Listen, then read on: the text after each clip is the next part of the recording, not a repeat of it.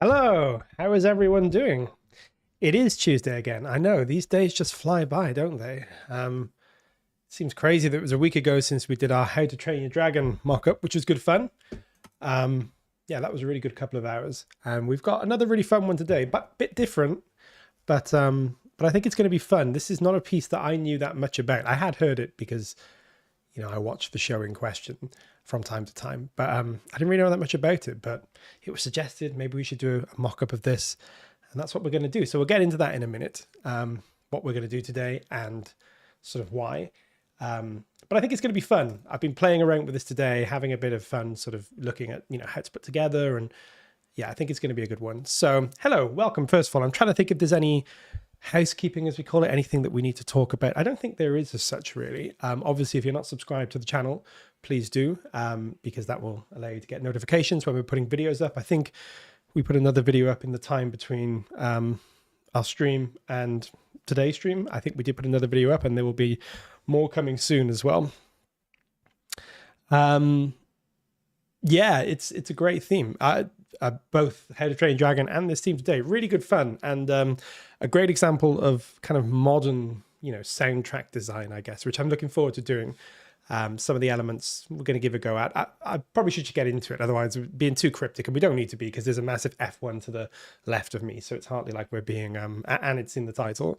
But today we're going to be mocking up the F1 theme. Now, this is not the film, although we are doing this because the film is coming out, or maybe it is already out. I'm not 100% sure. Depends what country you're in, I think. And that's been scored by Hans Zimmer. I haven't heard the soundtrack yet. Sounds really good, but we're not doing that today. We're doing the actual F1 theme, which is composed by the great Brian Tyler, really good, film composer, and he brought his film composing sensibilities to create what is essentially a kind of superhero theme in a way, but for F1 drivers, which makes sense, really. I mean, those guys are doing some pretty intense stuff. So yeah, they went the very cinematic route. It's a great theme, really good fun, and I think it's just going to be really good to mock up today. It's really simple, but I mean that in the best way, like really good scoring, really simple, clean, bold. We'll do a little bit of a look at some of the harmony and melody, and we'll do a little bit of a theory dive into it, but more than anything, we're just going to have fun mocking it up and look at some of the techniques that have been used as well. So Brian Tyler, if you don't know, film composer, very successful. Done a lot of films. Most you would have seen. I remember doing Alien versus Predator years ago, maybe Requiem, I think it was. And since then, I think lots of other stuff, Iron Man, Now You See Me. You can throw 100 others at me as well. Very talented composer, also a songwriter, I think, as well. Has done, I think it's called Are We Dreaming, which I haven't heard. But I remember him posting a lot about that as well, which is his own project. Drummer too, which is certainly going to show in the piece that we have today. Lots of great drum stuff. Yeah, the F1, the F1 score is by Hans Zimmer. As I said, today we're going to be doing the F1, the actual F1 theme. But it's sort of in honor of, the F1 movie coming out. I'm sure it's going to be great fun. And maybe we'll get around to having a look at that soundtrack at some point as well. But today we're sort of skirting alongside it by doing something related but different. But this is a really good example, I think, of kind of modern cinematic scoring, and using a good blend of good old-fashioned orchestral techniques and modern techniques to come up with a really interesting theme. And I think it's going to be really good fun to mock up. We're probably going to do the same as last week. We're going to be blending certain libraries together. We're going to be doing a little bit more sound design work this week, which would be good as well. Also be looking at some drum stuff, which we haven't really done before. It's not something that I use tons when I'm writing personally, but I don't know why, because I really love drums, and I really love the use of drums in kind of orchestral or hybrid music. And yeah, Brian Tyler, as we were saying, is a drummer. I think he probably played the drums on the F1 theme. I'm not 100% sure, but I can imagine he did, because I've seen him playing lots on his Instagram, and don't see any reason why he wouldn't be bringing that to his own music. So yeah, the drums have been interesting. I've kind of already mocked up the drums because I wanted to make sure that I could kind of get them right-ish. I mean, they're not perfect, but I think they're sort of mostly there. But yeah, so they've been kind of mocked up, but we'll have a look. We'll go through and have a look at everything that we're doing. Okay, so as I said, yeah, this one is a bit of an interesting one. Might not first think F1 theme, is this really sort of, going to turn out to be anything good? But I actually think it's going to be really good when it's all done. And I think it's a good example of kind of modern scoring. It's definitely been approached in a cinematic way. If you guys don't watch F1, you can find this online and have a listen, but we're going to mock it up and hopefully get close-ish, probably not perfect, but you know, close-ish to the original theme. Yeah, so I'm trying to think if there's anything else that we really need to discuss, or can we just dive in and start having a look at this? Yeah, as I said, if you're not subscribed, make sure you subscribe. If you're not on our Discord, join our Discord. It's getting more and more active by the day, which is great, and got plans to do lots of cool stuff on there. Hello, Nishane. Thank you for joining us. That's great. Yeah, it's great to have, you know, our old regulars and new people. Everyone is welcome. This will hopefully just be a couple of hours, good old-fashioned kind of mock-up fun. And as I always say, you know, if you guys want to chat in the chat room, feel free. If you want to ask questions, feel free. Occasionally, some of the other Audio Imperia guys drop in as well. So they will be around to chat from time to time too. But we've got a really great community now, and it's growing every week. As I said, our How to Train Your Dragon mock-up last week was really good. Had a lot of people in, which was great. And I think this week's going to be equally good in different ways. But yeah, going to be using a whole bunch of libraries, just having some fun and seeing where we get. Let me show you what I've got set up in our DAW today. So here we go. This is our DAW, kind of similar to last week. I've gone ahead and kind of sketched this out on a series of pianos, which is going to sound very weird, very clunky in the beginning. But as we go further through, hopefully, you know, we can start building something that sounds more like the theme that we're trying to mock up. So let me just grab all these, Q-link these together quickly and bring them down so I don't smash you over the head with piano sounds. I feel like Legacy is going to be used a lot in this. I think it is going to be used, maybe not quite as much as you think, but I think it's definitely going to be in there. We've got some downers to be using. We also have some sound design, which I've gone ahead and sort of tried to figure out how to do. I don't know how successful we're going to be with it, but that's kind of not the point, right? We're just going to have some fun and see what we can do, see if we can get creative where we need to. I think we're also going to use Araya. As you can see, I've got that here. Dolce, we may do our kind of now almost staple technique of combining these libraries. Same with the brass, had a really good sort of success last week with Poseidon, can't speak today, combining Poseidon and Jaeger and Talos too, and I think we'll probably use a bit of Talos in this as well. Imagine that low brass coming in. Yeah, and I think that's going to be most of it. I don't know if we'll use woodwinds today. We may use woodwinds as a kind of layer, go with some of the short strings, but they definitely don't feature in this piece like they might in some others. We got some choir too, but I think I'm going to be using nucleus choir today, and I'll explain why as we go. It seems like the better tool for the job today. We've got some percussion too, and some drums and a bunch of other things I'll be showing you as well. Yeah, so let's maybe just dive into this and have a look at our piano score. Now, if you haven't joined us before, piano score always sounds a bit funky, but it's actually a really good way of dissecting a piece of music and sort of analyzing, making sure it works, because it's always going to sound quite clunky and percussive in piano, but you'll really be able to zone in on, does the harmonies work? Does it flow as a piece of music? So we'll have a listen to this. It's not going to sound like the piece, but as we go through, hopefully that will become it'll become more and more like it does sound like the piece. So let's have a listen.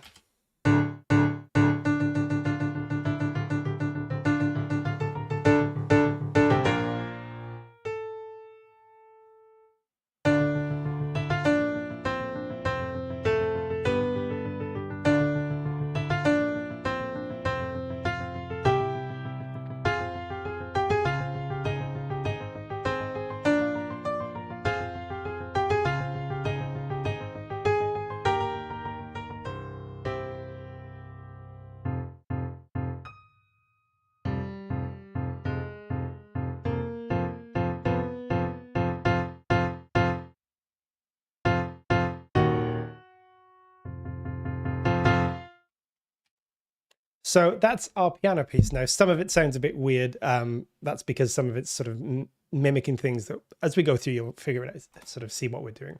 But now this piece is, I think there's a whole 3-minute suite written, and there's various different versions of it used for different, you know, F1 TV spots and adverts and the F1 show itself. We're using the kind of, I think there's like an intro most weeks for one of the shows, and we're using this kind of 50-60 second version of it. So if you want to check it out, there's actually a really great live performance of this on YouTube somewhere. If you type in F1 Brian Tyler, you'll see Brian Tyler conducting an orchestra playing this piece. It's really cool. Yeah, so did you do this by ear? I did do this one by ear. I couldn't really find any sheet music. Sometimes I have a little dig about, in the case of How to Train Your Dragon last week, we did have sheet music. I used the score and I really wanted to try and stay faithful to what John Pale had done. This week we had no such luck. I had to just go in and sort of figure it out by ear.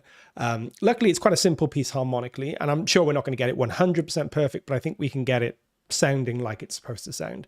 So maybe we'll do a bit of an analysis first, I guess, and just have a look at this piece sort of harmonically and see what we have going on here. It's pretty simple.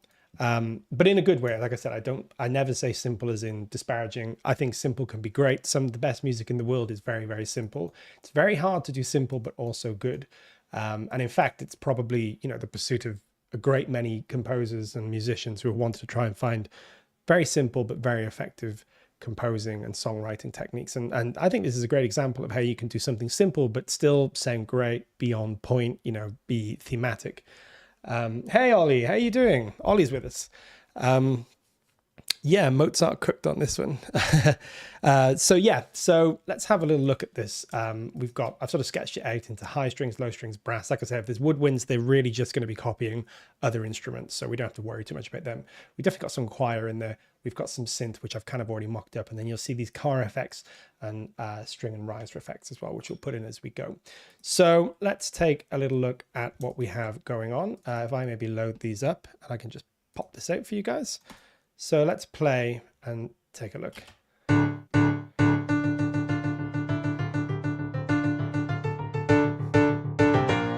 So really simple, starting in this D minor. Let me just bring up maybe a piano for you guys so you can see a piano. Wait for this to load a second.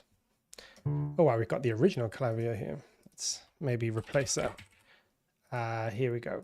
So I'll show you what's going on. Find myself creating original sections for anything I can't transcribe. It's a great way of doing it. I mean, you know, sometimes I would do that as well. I'm definitely going to be just relying on my ear and some, you know, we're not going to get everything perfect here today. Certainly not the sound design, which is using real F1 cars, I think. I've kind of done that. I've got something from pre-sound that kind of works, but it's not going to be perfect, but that's not the point. So let's take a look at what we have going on here. So starting really simple, D minor, basically. It's all in D. And then we have this. And then it's D minor, C, and B flat. And that's when we get this big. And then we kind of go to an A, which is not in here, but you'll see why. So it's all D minor. That's our B flat. That's our A there. And then really nice D minor, B flat, F, and then a G major. So the G major is out of key. Everything else is in D minor, but then we have this G major with the B, and that's a really, really nice lift. It gives it this nice bold. If we stayed in the D minor, we go D minor, then we would have B flat, F, and then G minor. It goes out saying, that just sounds a bit too dark, you know. So we have the D minor, F, and then G major. That really lifts us up. And then second time round.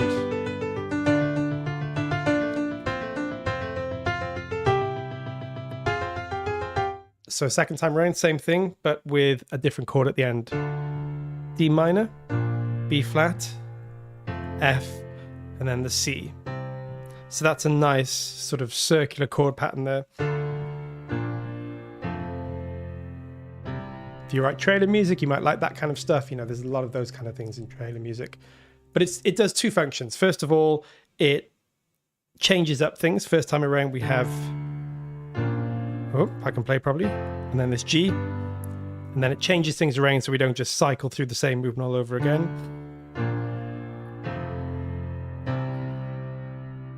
And then that prepares us for what comes next, which I'm going to show you guys.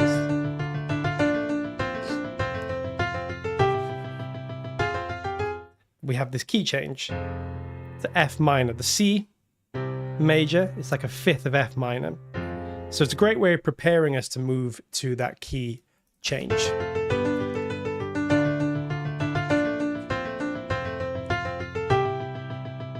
And then we go to F minor. So a really nice way of preparing us for the key change by the second time around moving us to the fifth of what then becomes our F minor there. Really nice. We cover this kind of stuff in Modern Composer Blueprint, you know, where it's like you're using cycles and circles of keys, and sometimes a chord can be a sort of transition chord. So it might be the fourth of one key that you're in, but it'll be the fifth or the cadence of another key.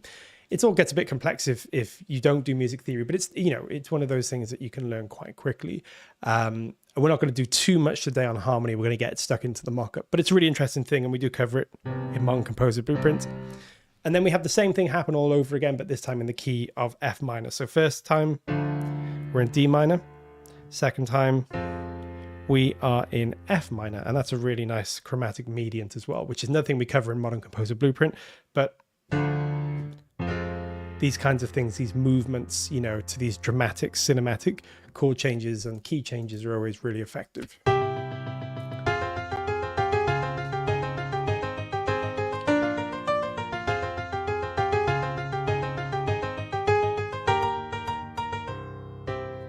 There we go. And then we head into this. We head back to the C.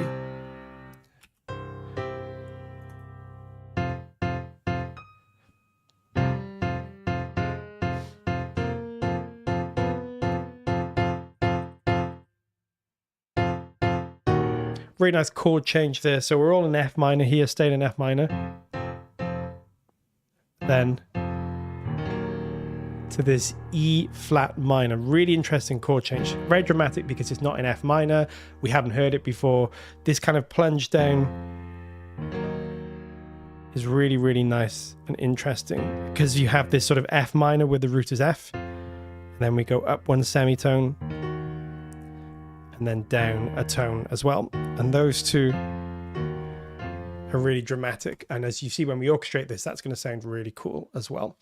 Nishan is saying, I just recently bought Poseidon. It's amazing layer with trailer brass. I agree. Yeah, Poseidon's great for that kind of warmth. And I'll be doing that today, I think, layering this with Jaeger, because I think that's going to give us the best of both worlds.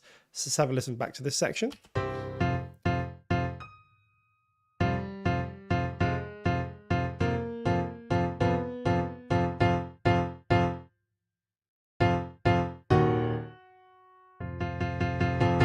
And then this nice little triplet figure at the end. So you can see most of the way through, we're in this kind of 4/4, and we're using these 16th notes, sometimes offbeat. But then right at the end, we have these really nice triplets. Great way of just adding some cinematic kind of contrast at the end there. You know, we haven't heard pure triplets throughout this. So at the very end, we just have this little triplet kind of, not run, but like a little triplet figure.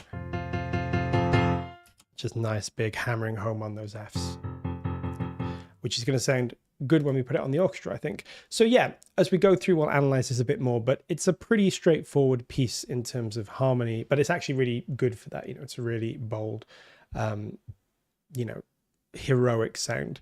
Bannerman says, I love layering nucleus with Jaeger. Yeah, there's some really great layering combinations, and I'm doing that more and more as well, layering different libraries together. I just think it's a great way of working. You get the best of both worlds. I think the general rule of thumb when you're layering is you're always looking for each layer to provide something a bit different. You know, it's the same if any of you guys do trailer music or something. We often, us trailer music composers, I say us, I'm not really a trailer music composer. I'm not as experienced as a lot of the guys, but I've dabbled in it, and I've had, you know, some placements and things. But trailer music composers, and I am part of these communities that obsessed about layering hits and layering stuff together, because it's really hard to do, right? The best are incredible at just finding the right layers and sometimes EQing stuff to get the best of 3 or 4 different layers, sometimes more. But yeah, the general rule of thumb is you're always looking for each layer to bring something new to the mix. If you're just layering up a lot of the same kinds of things, you'll just get sounds that tend to be a bit mushy. If you're layering up, but you're using maybe the punch of one library, the warmth of another library, maybe the transient or the bloom or the tail of, you know, you can really layer things up in a way that's quite interesting. Hello, good afternoon from Brazil. Nice for you to be with us. Thank you so much for joining us. Adding different textures together. Yeah, it's a really good way of working. And we're going to be doing some of that today, I think, to really get the best, because this is an interesting, this is kind of modern hybrid scoring, I would say. So we've got some synths. We're going to want some of the warmth of the orchestra, but we're also going to want something a bit more cutting and tight and modern. And we're going to do that by layering libraries together. Okay, let's start getting stuff in because we should be able to get through this pretty quickly. A lot of this is the same kinds of articulations. With the strings, I think we're pretty much just on the shorts today. The strings are not really playing any lead lines or anything. So let's just start by getting these on our basses. We're probably going to use spiccatos here. Makes sense too. And then we'll just start seeing what we want. So, okay. We're probably not going to want any of these lines. These are all going to be cello lines. So let's have a little listen to what we have here. Nice. And then we've got same thing here. I'm just going to move that there. We may layer that with a marcato as we go, but right now we don't need to worry too much about it. I'm just going to take all of these away. This is just going to be the top line for the cello. The cello and the bass is going to be pretty much in octaves today. Very common technique, just getting the real big bottom end of the basses and then layering with a cello an octave higher, which just gives it a bit more attack and brings the bass up an octave, which allows it to be heard a bit more clearly. Yeah, okay. Now we may have the basses play this line. We may slim it down. It depends when we get to the arrangement. We'll see. The basses could play this, but it may be a little bit heavy. Sounds good on Dolce though. Obviously want to get rid of that there.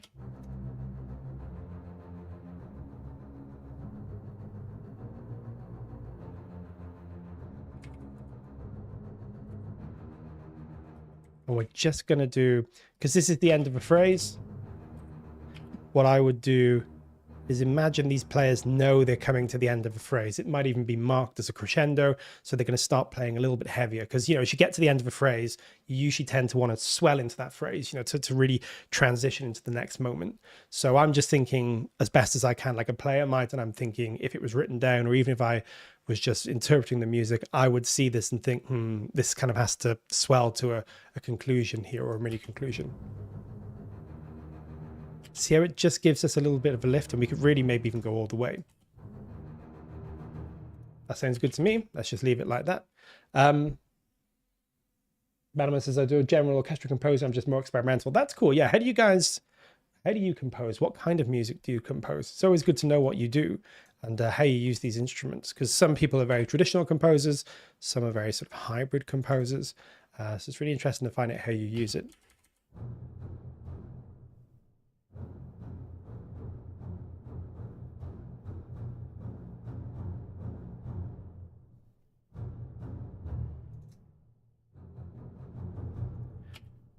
Nice. Okay, cool.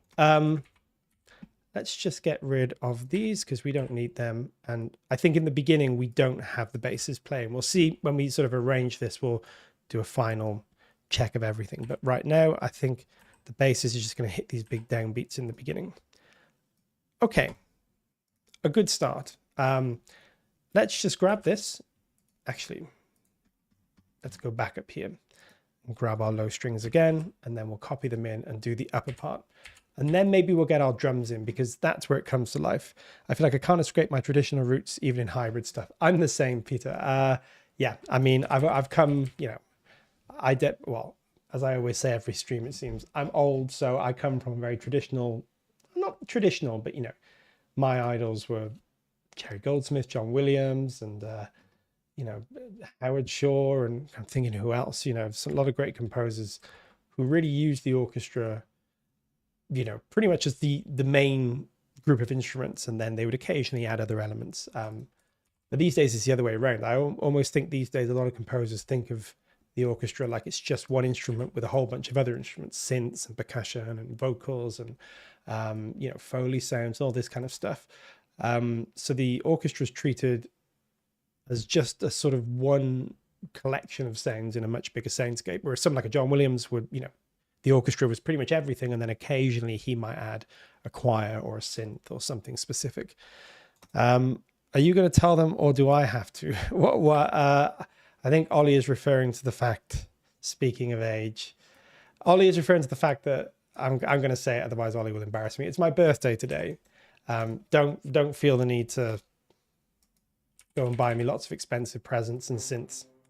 Wink, wink, wink. No, it's my birthday though. Yes, so that's quite cool.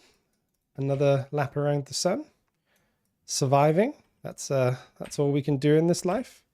I sound a bit morbid, don't I? But I mean that in a good way, you know. It's like, it's just nice to be getting through, having a good time when you can.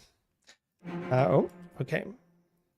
Thank you very much, Bannerman. Yes, my birthday. So, yeah, 42 laps around the sun, as they say. Which is kind of crazy, really, isn't it? Okay, let's have a listen to these strings where we're at.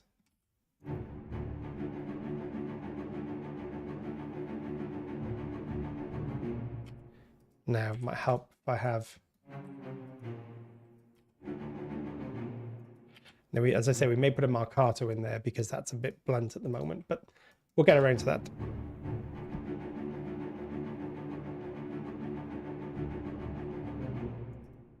Didn't want to cancel the stream. No, that's my birthday present, doing the stream. I actually really enjoy it. It's really great fun.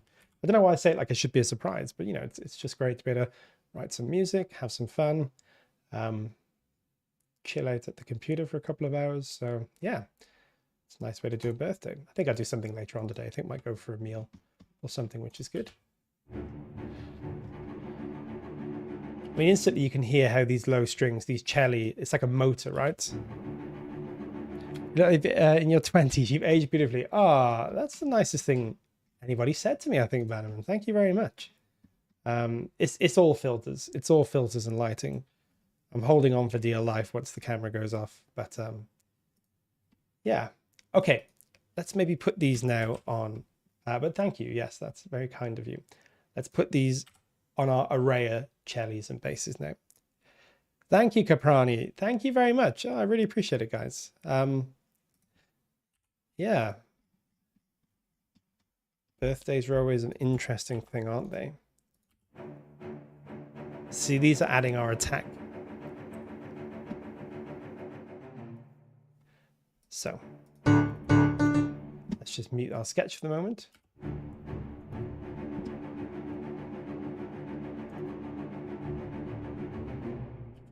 Instantly sounds a lot more powerful. In fact, we may need to bring those.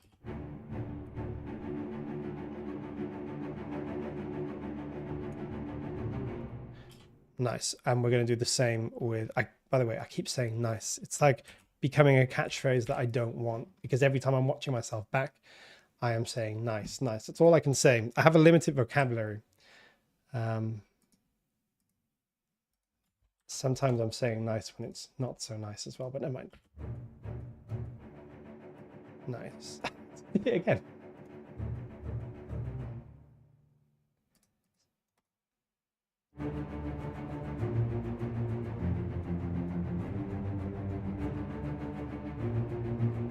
Great. This is already sounding good. I just think the combination of Araya and Dolce is so good. It's just the perfect cinematic sound to me. You know, you get some of the lovely warm sound of Dolce, and then you get the tightness. Nice. The streamer words. It's true. Okay, what we're going to do now is bring in our drums, because I've already programmed these, and this is a very drum fueled song. As we said, Brian Tyler's a drummer. You can just tell he's always thinking about drums. Now we're using non-AI drums today, non-audio Imperia drums. When I say AI, I mean audio Imperia, not artificial intelligence, just to make it clear. Non-audio Imperia drums. We're using drums from our good friends at Native Instruments. I'm using these Butcher Vig drums. The reason being is that the drums in this are so hyped that I might have been able to do it with something like the Nucleus kit, but it would have been a lot of work. And I started off trying. I was like, you know, when we need the vibe of this to be right, because the drums are such a big part of this. And the great thing about this library is that it just has a bunch of hyped drums all good to go. And I just thought, why am I fighting against you deserve a Dolce on your birthday? Thank you. Yeah, a Dolce. I didn't think of it that way. So I've used these drums because it was just going to make life so much easier. Let's have a little listen to them on their own.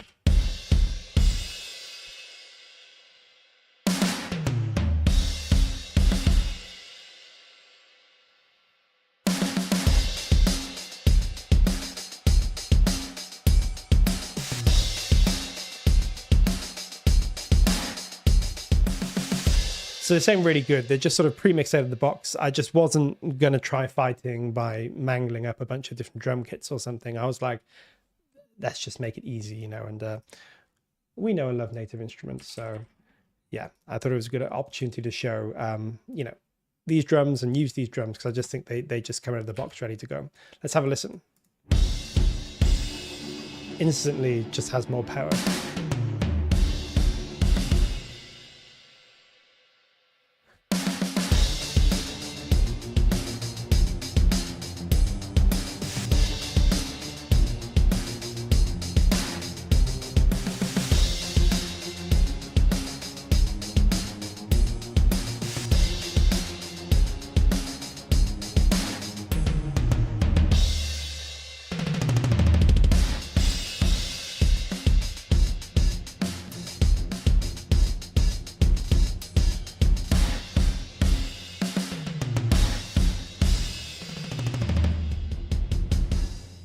Yeah, I mean, it's the backbone of this piece. It was good fun programming them. We can have a little look if you guys want to, but it's, you know, it's pretty simple drum. Well, I say pretty simple, you know, it's kind of just like a 4-beat with some drum fills. The drum fills may sound really cool, but they're really just 16th notes. It's not anything that technical. And then we'll add the next thing, the final thing that I think, you know, we should just get straight in there is this synth bass. We've talked about this before about a lot of modern orchestration or a lot of modern sort of hybrid scoring uses a lot of basses. Even if you can't really hear the bass, you'll never get the weight and the bottom end of these big cinematic hybrid pieces without using things like synth basses. Again, I've gone for one that I use quite often. This simple Pigment synth bass, it's doing something pretty straightforward. It's just following our I can't speak now. Lost my train of thought. Sorry. It's just following our bass, our low strings, but it's just adding so much. Let me show you.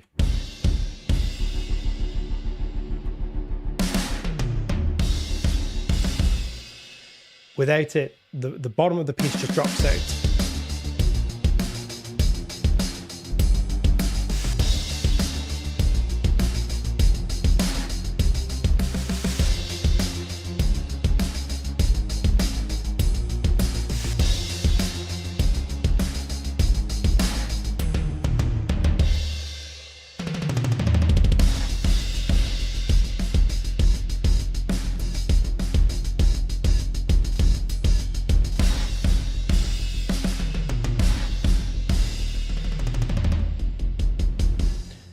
Yeah, it's a superhero theme, right? I mean, I guess the creative directors at F1 were just like, how do we want to present F1 and the F1 drivers as superheroes? You know, I mean, right down to the video, I was watching the intro today when I was mocking up this piece, and, you know, they're all giving it all these, you know, big cinematic stares and things. And I was like, yeah, it makes total sense.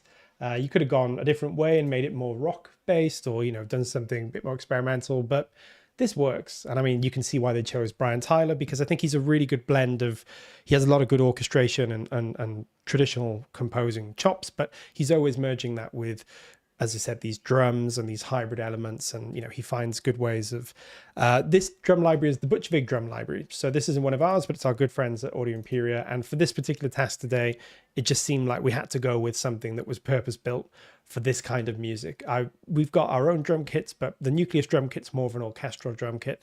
Would have took a lot of work to get that to fit in with this piece.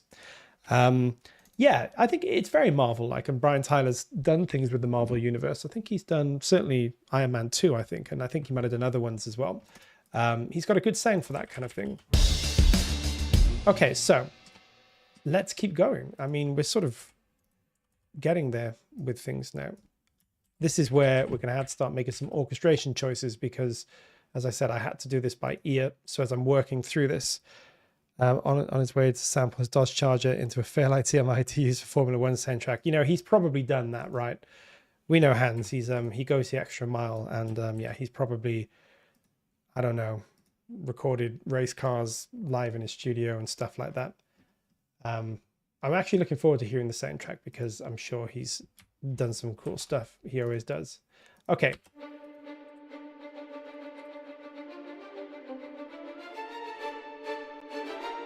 So what we're going to want to do, that's all going to be our second violins.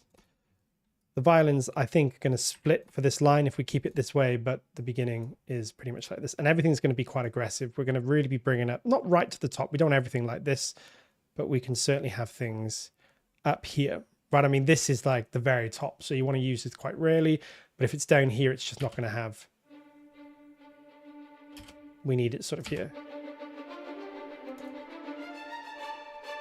Yes, that's right. Yeah, of course. So he did Iron Man 3. Sorry, not 2. That's right. I think 2 was James Horner, maybe? I think it might have been James Horner, who, yeah, 10 years ago he passed away, I think in 22nd of June. But yes, you're right. It was definitely Iron Man 3 and Thor 2 as well, which I don't think I've heard an Age of Ultron with Danny Elfman. I didn't know that. That's quite an interesting blend.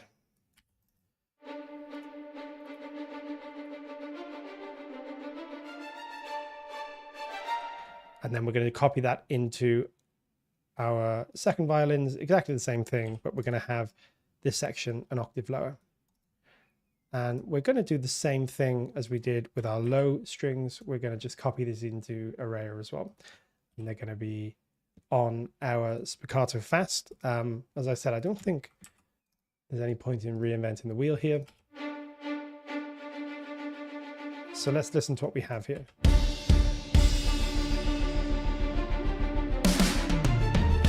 What I might do is just bring this first sort of motor section here, bring that down a bit, because it's sort of like we want to build up to this section. I think in the actual piece, these are kind of buried up until that point. Or not buried, but you know, they're not very as prominent. So as we go through, there we go.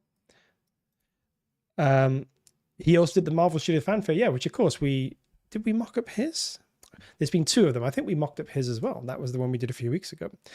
Thought it was a great score. Maybe a cool theme for a mock-up. Definitely. I would be up for that. I think we're going to really want those first 3 to be up there, though. That's definitely what we would call triple F fortissimo. And we'll do the same with the rest of the strings as well. We can really afford to have.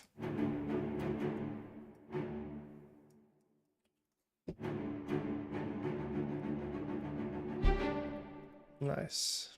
Did it again. My nice. Okay. Yeah, that's all looking good.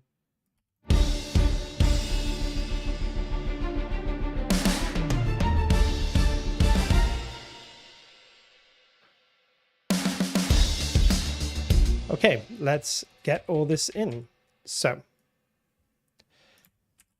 I think it might have been, it was the Giacchino one, of course. I did the Giacchino one, but there is a Brian Tyler version as well, which I did listen to. It's very good too. Okay, let's carry this on. So we're just going to want, as you might expect here, the top line of all of this as we go through. So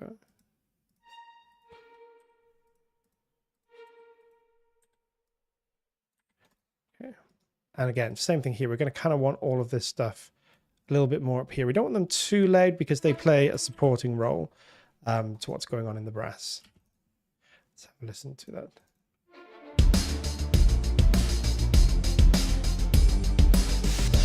And they just leap out a bit here. So I'm just going to put that in.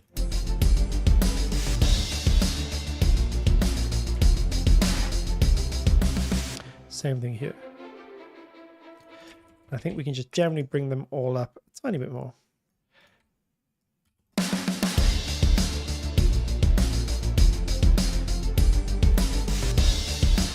Sounding good to me. And then they're going to be an octave lower. At that point, the violins divide. Very good way just to make everything sound bigger and more intense. Just to divide violins. You're essentially just spreading the part across 2 octaves. One an octave higher, one an octave lower. Instantly makes something sound bigger, richer, fuller. Again, if you're ever from the trailer world, we're often doing this too, where you're having melodies or things stacked in sometimes 2, 3, sometimes even 4 octaves. Thank you, Nishane. It's coming together. So listen, in the beginning we have everything playing unison, and in the second half we have the first violins playing an octave higher. Here it just enlarges the arrangement, makes it sound more dramatic.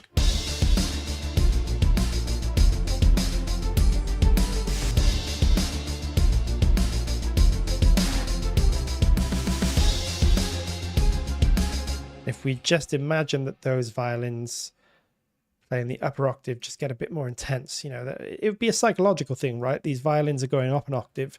A player's going to just know that this line is a bit more dramatic, right? It's a little bit more intense. So let's do that.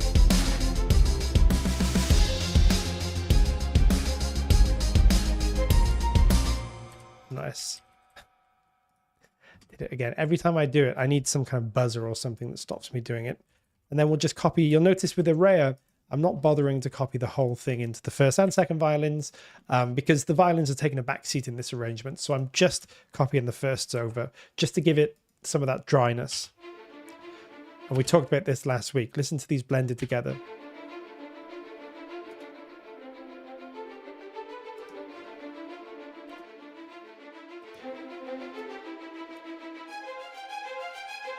Just a really nice sort of combination of the two different sounds. I just pan some of my sections that room reverb when they are in the mix. It adds such fullness. That's another great suggestion. Yeah, panning can go a long way just in terms of, it's like psychoacoustics, right? If something feels wider or there's depth to the way the instruments are playing, that does often sound a lot more just cinematic and big. So it's a great piece of advice from Peter there.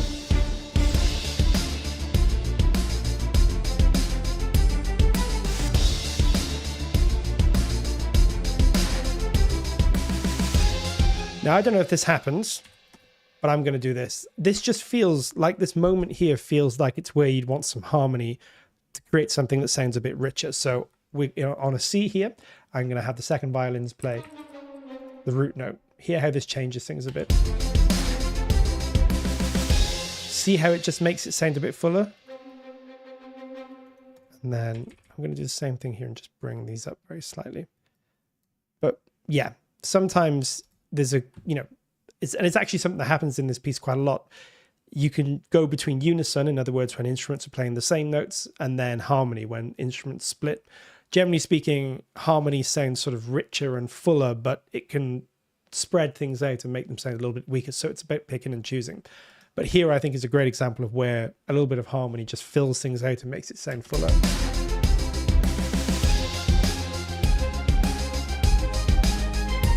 Sounds good to me. And we're just going, I think as far as I know in this, the violas are really just going to be copying the second violins, because this is a piece where we'll just have them do the bottom line here. This is a piece where the brass is really the focus and the strings are just playing this kind of motor, no pun intended, like role.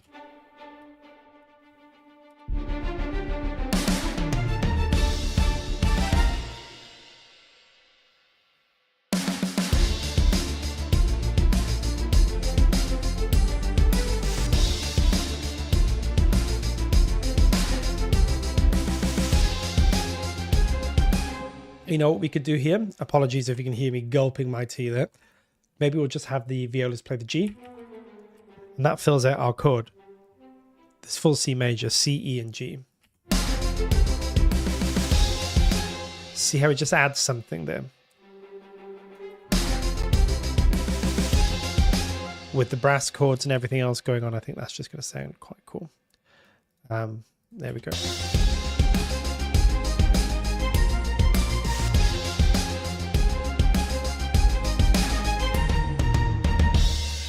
And same thing here, these last notes are going to be big. So we're really going to bring them up in velocity. So do the same thing with pretty much every other instrument here. See, we kind of want much more force there, otherwise it's going to sound a bit weak.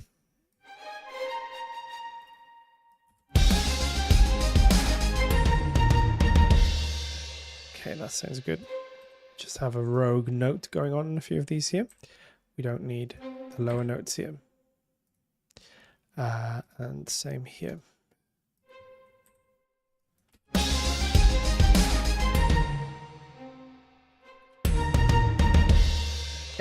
that will do for now. So let's have a listen to where we've got to. Starting to sound like a piece of music now.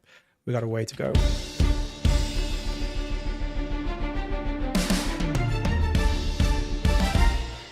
I'm actually just going to go. I really want to emphasize that little section there. Bring it out. As I said, we may use Marcato there to sort of layer up.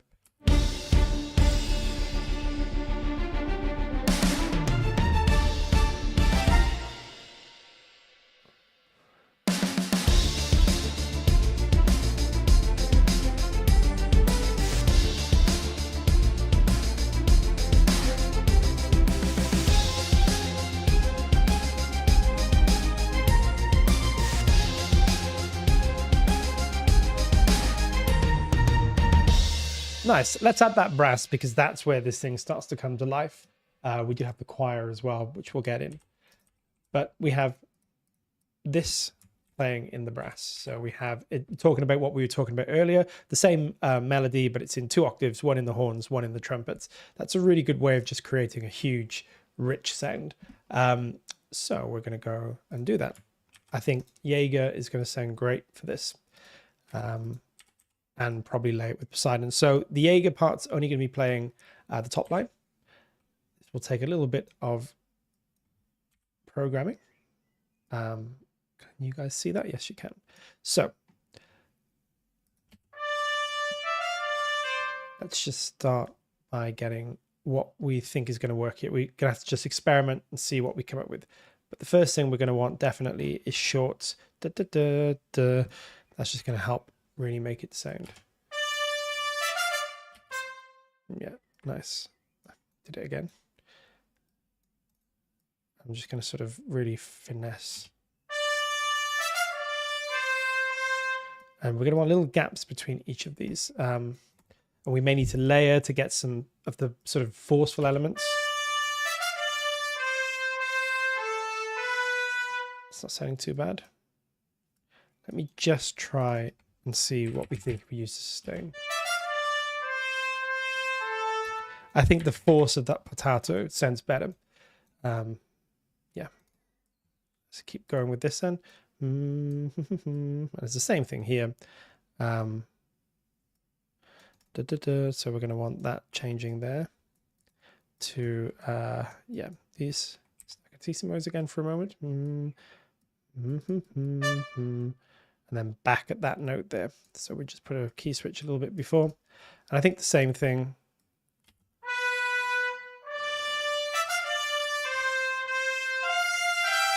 And we're definitely going to want a break there. Okay, that sounds good to me for a starting point. Now I'm just going to see if we can layer this with Poseidon, see what that sounds like. Wait for this computer to save a second. Dynamics play the biggest role in adding epicness. Yes, very true. And it's like, yeah, you have to use everything wisely, right? Because it's if you just go full pelt with everything, it's going to sound a bit sort of weird. You have to sculpt things and make sure that the dynamics are hitting at the right points. Make that easy for you guys to see. Now, the purpose of Poseidon, if we do use this, is not for the power, because Poseidon's not really built for that. It's a much more noble sounding library, but it's going to add some richness. Let's see if we can make this work. Still pretty powerful, mind. So we're going to want same thing here. So let's just make sure we're getting the right.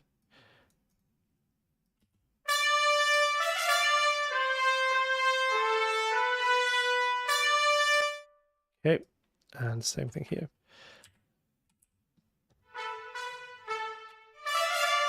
And I think that can all be sustained. So what we'll do at the end here, we'll have a little dive and then swell it, which would be very common in a brass players.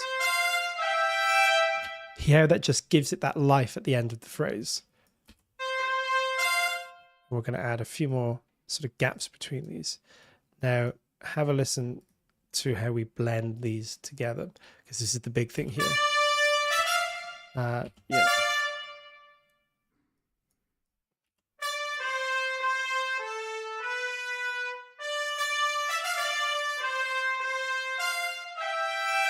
Again, both are playing their own sort of roles here. I'm going to take down, we don't want too much attack on these. Ba-ba-bum.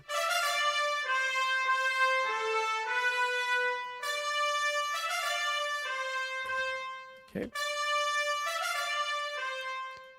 Dun, dun. Let's have a listen to Jaeger on its own again.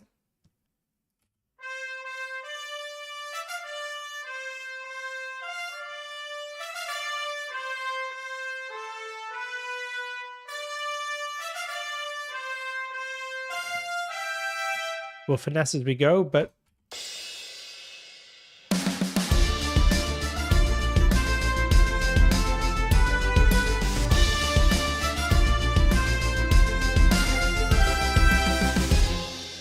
Vladimir says, I use Poseidon as a very distorted layer for my guitar stuff. It's cursed, but works. Hey, that sounds amazing. Cursed, but working sounds like my kind of music. That's a really cool technique. Yeah, I mean, that's a great idea. I love it when people just take things and do their own thing with it. Okay. We're going to use Jaeger today, French horns, 6 French horns. Sometimes we use something like Talos, but I kind of want this to be a bit more compact of a sound. So I'm not likely to use Talos for the horns today at very least. Might use it for the low brass. Let's have a listen to what we have here. We can get a bit more. Horns tend not to be as attack focused as trumpets. Trumpets, you can get such a good attack. Horns are a little bit more rounded. Even when you blow with a really harsh attack, there's a little bit more of a ramp up. So we can push the attack a bit more on these because it's harder to get real strong attack out of horns. Those are going to be more like bum, bum, bum.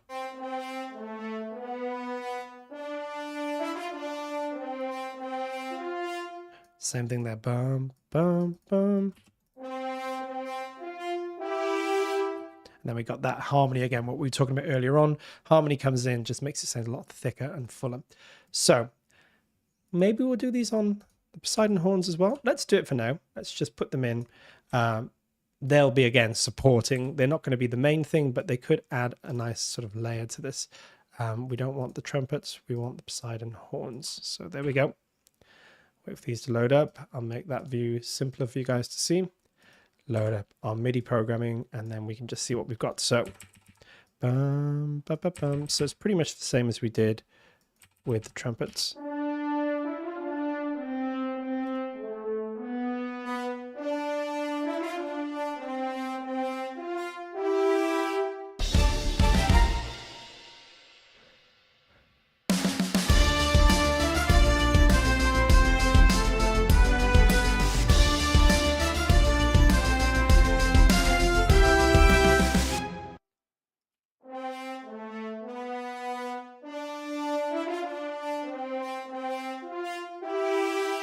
Great, and what I'm going to do is come over here to my Jaeger Talos bus here that I have everything from Jaeger and Talos going into, and we're going to add some room, not too much, something like a -10. This is just adding room reverb or sending it to the room reverb, and we're also going to add this black hole, not black hole, sorry, this hall.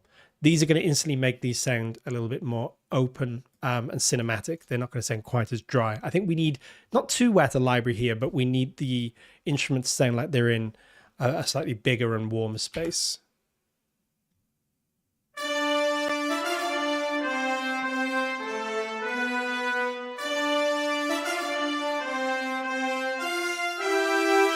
See how without it sounds a little bit thinner when we add the reverb in.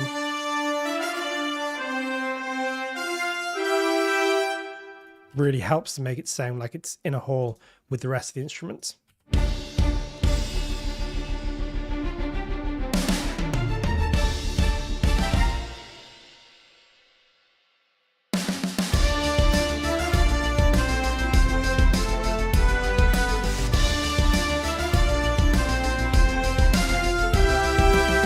Starting to come together.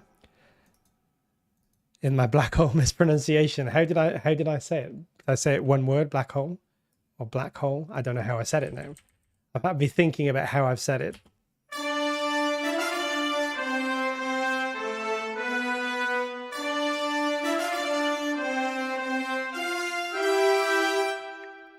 Nice.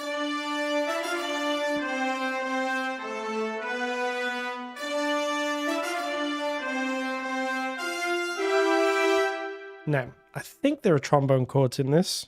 We're going to write these in. If they're here, they're just playing quite a low level role, but they're just filling out the harmony.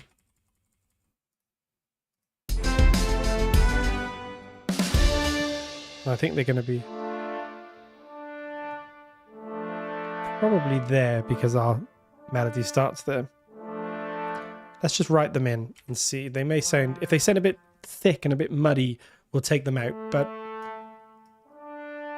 I was watching the live version of this and there are definitely trombones playing, and I don't think they're playing the melody. And generally speaking, trombones usually wouldn't. I mean, they can play melodies great, but it's not the natural role for them if you have horns playing as well. Okay, it might help though if I do these in the right time. So something like that. Again, leaving little gaps for breathing, just to give sort of phrasing here.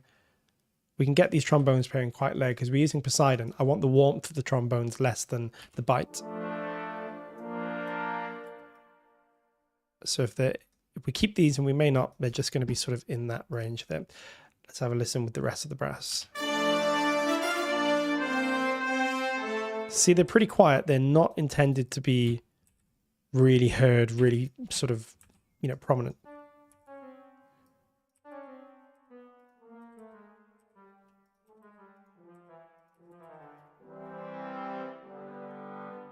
We'd have that last chord just be a bit more. Black Hole and Hall. Trombones do a lot of melody work for big band. They had good warmth. Yeah, and in traditional writing, they can definitely take melodies. You know, traditional cinematic writing, John Williams uses them to that kind of effect sometimes for, if not lead, then at least for kind of lead-like figures. But because this is sort of modern orchestration, which is more synth-focused, and there's drums and there's percussion, generally speaking, we talk about this in Modern Composer Blueprint. It's like a box. You've only got a certain amount of space for everything. And because we've got these really big drums, these really big synth basses, we probably don't have quite as much room for harmony layers. So they, you know, I think they are in the piece, but they'd be playing. They're not going to be up here. Might help if I use the right chords though.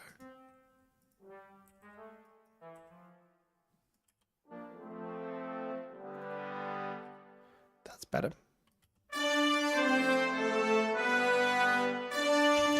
I think they sound pretty good like that. They're just filling things out without.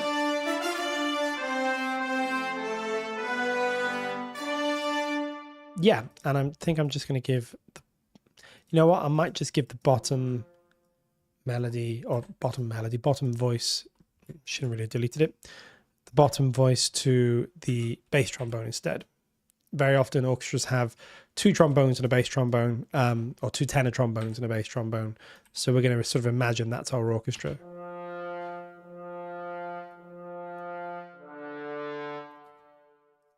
Not the most inspiring writing, but, you know, sometimes those are the kind of things musicians have to play.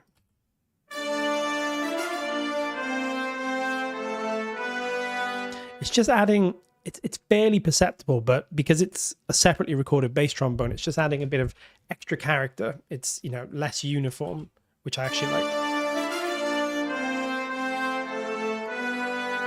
And then what we would do is have probably the two tubas and the low brass from Talos playing the bass notes. That's all going to be pretty straightforward.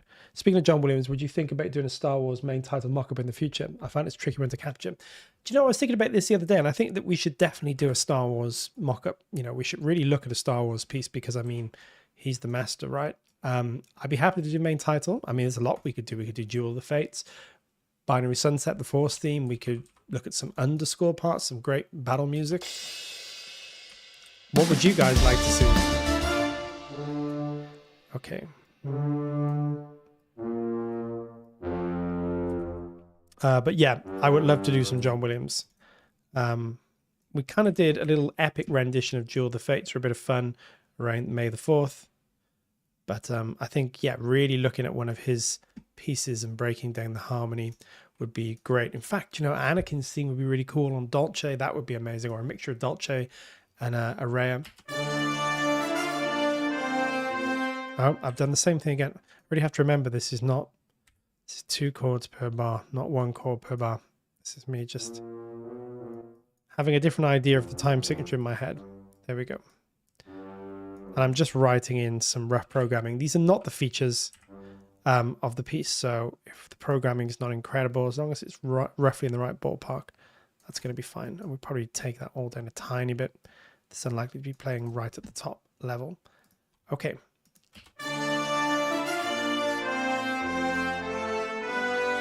Just adding some warmth and lower end, and then we'll get the Talos low brass. Talos is sort of low brass, but it's not, if you listen to a tuba, it's very warm and proud sounding. If you listen to something like Talos, it's just much more raspy and brassy. It's got all that chimbassi goodness and stuff, you know. So, but together they're nice. They sort of add a really nice.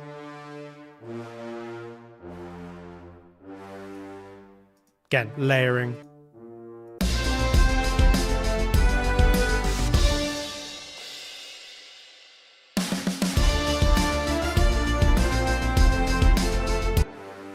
Okay, and then we're just going to start mixing this compared to what we need. So I really think we want these trombone bass notes quite quiet.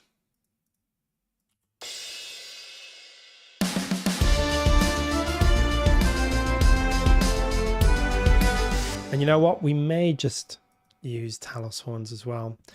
Maybe just for the power. I'm not 100% sure. Let's do it. Let's have a little listen. Oh, don't pitch bit. Oh, of course, we're on portato, so we're not going to get any dynamics there. So, let's take these. Bring all this up. I think we just need more power. Probably a little bit more power in these two.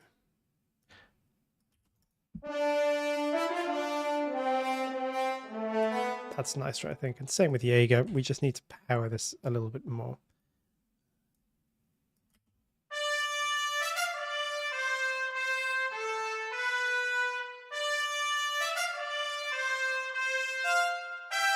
Okay.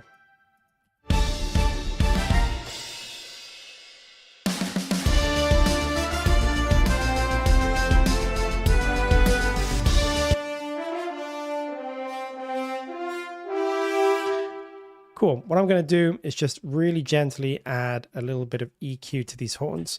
Horns can sometimes sound a bit muddy, but you don't want to EQ out all the warmth out of them. You want to keep some of it in, but sometimes they can be a little bit muddy around 250 to 500, 600. And in an arrangement like this where we got a lot going on, we may want to pull some of that out to make it a bit clearer. Fun fact, multiband compression Talos can add in fun little artifacts in the low end, which I like distorted. That's cool. That's a really good idea. Yeah, multiband compression can be such a great tool, and not something we cover too much here. Listen as I pull out some of the low end, it's going to make it sound a bit more focused in a way, but we don't want to go too far. Smaller makes a big difference.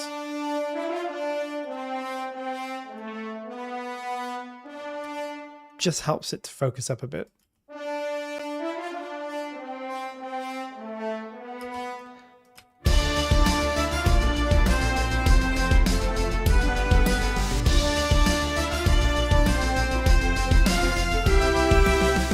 Cool. We'll carry on with this and then we'll shape everything as we go.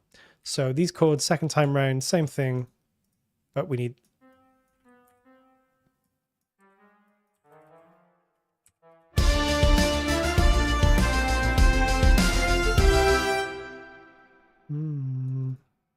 Right.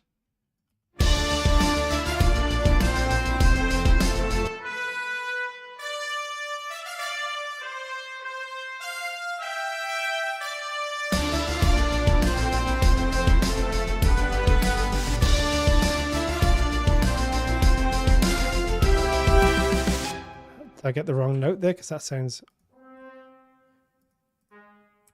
Yep, we don't need that A flat. I can do the same thing, pull out some of the mids of the trombones.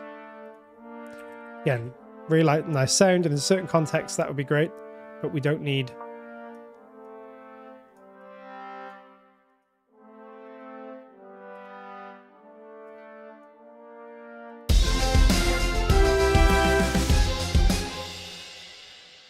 There is, that's right, Ursula. We've got a score by Hansen, which I haven't heard yet.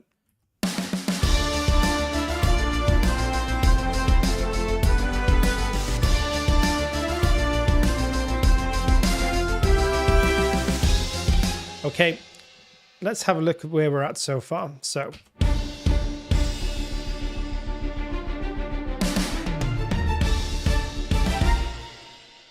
got some sound effects to go there.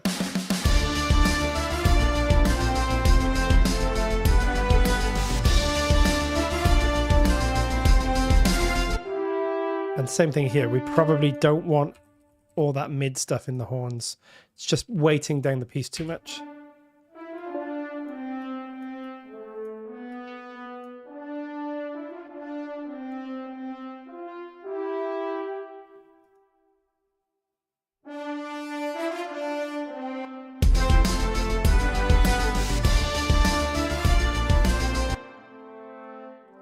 And I think we're also going to layer these trombones with Jaeger and bring Jaeger right down, but just to get the bite of Jaeger. I'm missing some of the attack of those trombones in Jaeger. Have a listen.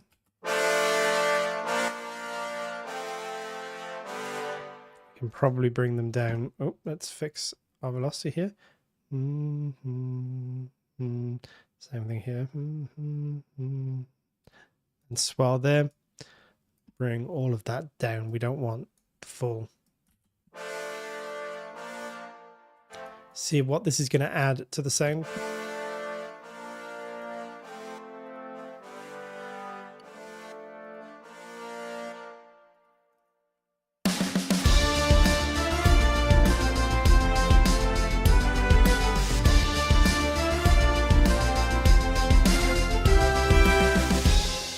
Okay.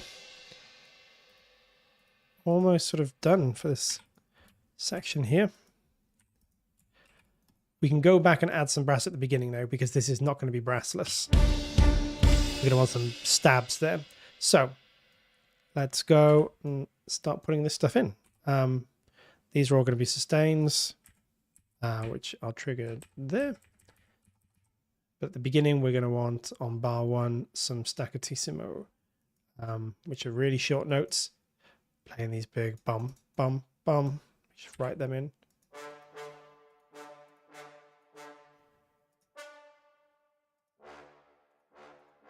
Not sure where. Probably there. See how they're just adding a bit of power, and as we go through, that's going to become more and more apparent. Same thing here. We're going to add staccatissimo in Poseidon 2. So let's take a look at what we have going on. It's all sustained, so we're going to want staccatissimo at the beginning, not muted sustained, staccatissimo.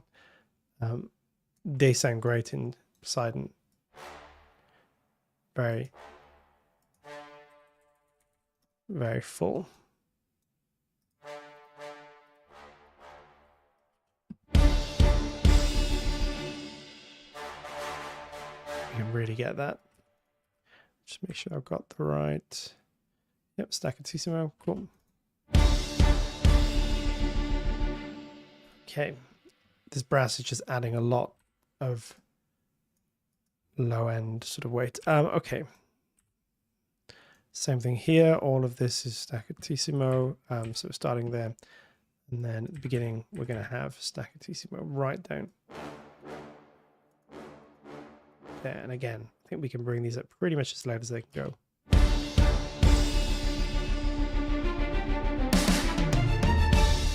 And same thing there. Okay, what do we need to add here as well? Let's get our bass trombone in. We can just copy that from here.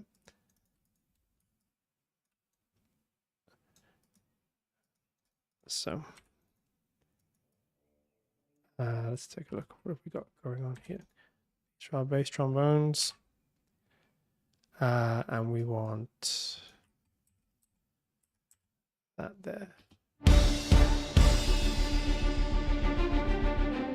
we have them going on? Yeah, nice.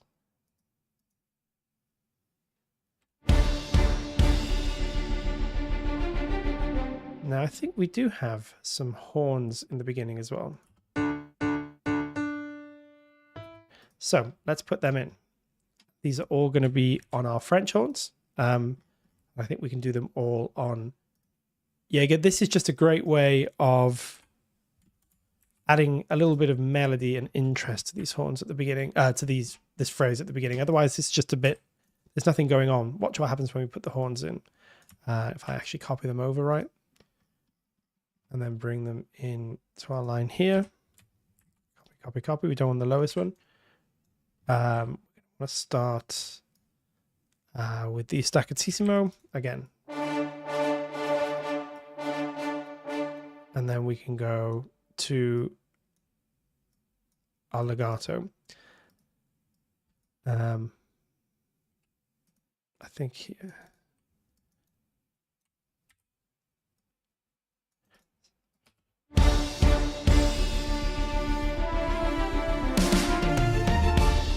Yeah, so something like that. And for that line there, we'll go to the sustains so we can get both. Because legato only play one note at a time. So we get the nice legato transition in the beginning, which gives a bit of realism. And we're going to want to swell into that.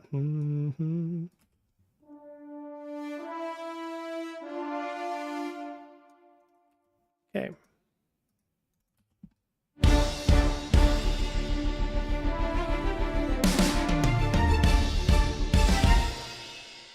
And same here. We just want to fill in our chords. So we take all of this, pop this on here. That's all going to be shorts. And you know what? I'm not sure, but I wonder whether this note holds. I think it probably will. That gives more tension. If I go back to this. If we go... sounds fine, but if we hold the first note... it's like stacking notes will instantly create that tension. If you ever heard Lord of the Rings soundtrack, that happens loads. But lots of soundtracks do this. Matrix and Star Wars and...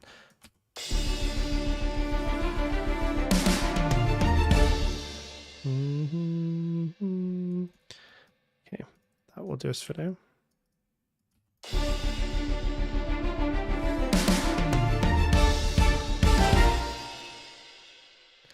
We want them to be big.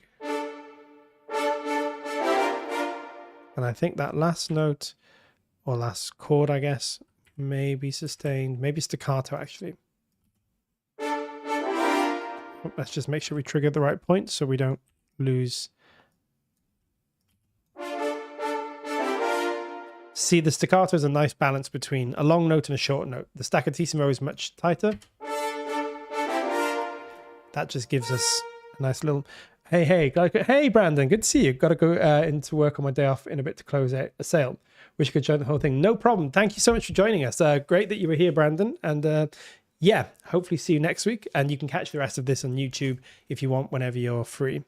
Any reason you use Neutron for EQ in particular? Literally no reason. It's one of the only EQs I have. And it's always done the job. It's not great. It's not bad. It's just, I mean, EQs are...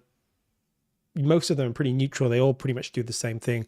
There are some better EQs in terms of UIs and worse. You know, the Cubase EQ is okay. Frequency, it's not the best in terms of visual. There's obviously great ones like Fab Filter and stuff. But yeah, I use Neutron because I have it. I can't remember even how I got it. Maybe it was on a sale years ago or something. And hey, Peter, good to see you again. So yeah, I don't use Neutron for any other reason, but it's actually got some cool stuff in there. It's got some great saturation in there as well. It's got a compressor, so it's actually a pretty good tool. I might just do a staccatissimo, sorry, a staccato on that first one as well, because that's going to help make the phrase sound a bit more realistic. I think that sounds good. Oh, a call on a custom. A call about the custom, a call revisions, a call you got the job, you got the placement. Hopefully, good news. I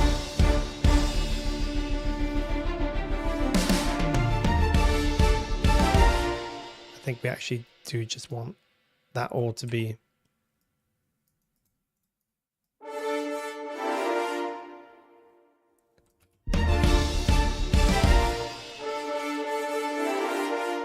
Okay, that will do us for now. And then we're going to want the lower ends of this to be in our low brass. So yeah, customs are fun but fraught, right? Fun but fraught.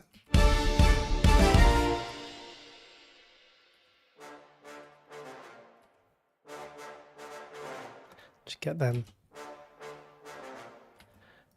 Cool, that sounds good to me. And same thing here. Oh, it's not the right place, I don't think. Save this second.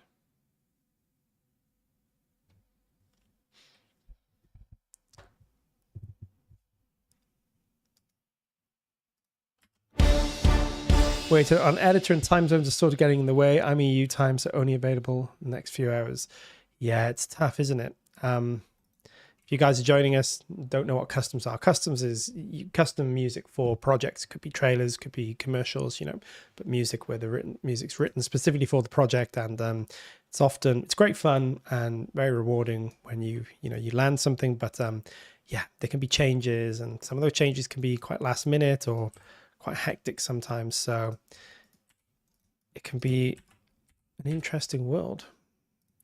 But well done, Peter. It sounds exciting. Yes, fingers crossed, Peter. We always like to hear people doing well, having some success.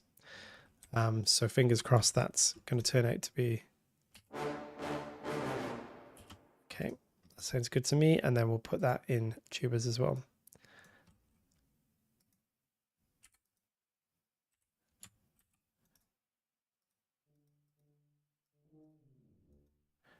Okay. I want to make sure that they are also all staccatissimo there. Just make sure I haven't put anything in my tubas. That's why we don't have key switch loaded here. So we can fix that up. Just pop this in. A lot of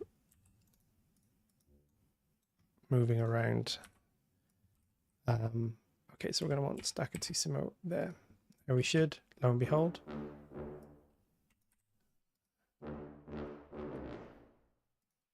Cool. And we're going to want to put our sustained key switch back in. So we get the... Okay, so let's listen to our brass in the beginning here.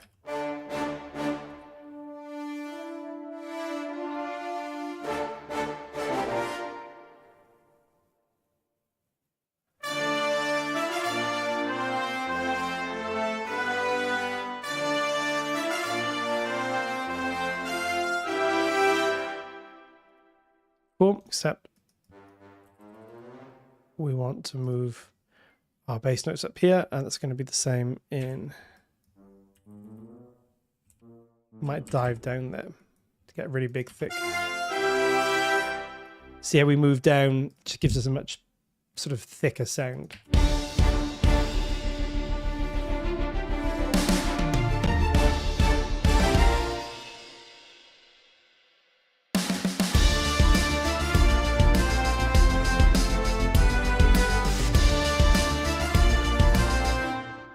Cool, now we can start.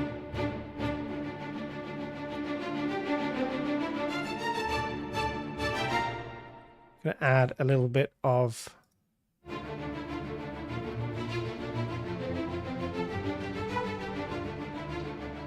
what I've done here is just added a tiny bit of top end to our array violins.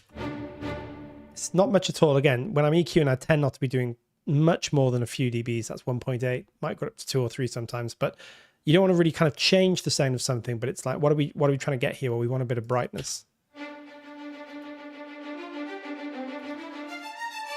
It's just adding that kind of sizzle.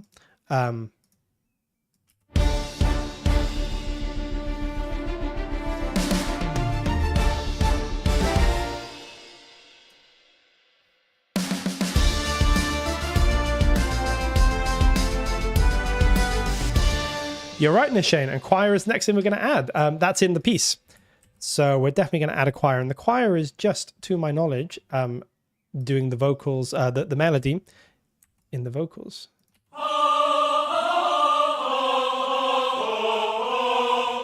Pretty much exactly going to be that, but we're obviously put some reverb and sounds on here. I'm using the nucleus choir, not chorus, because I actually think the choir for the piece in this is quite a small choir by design. I think it's, you know, sometimes if you've got a choir of 30, 40, 50 people, sounds incredible, especially if you have big epic music.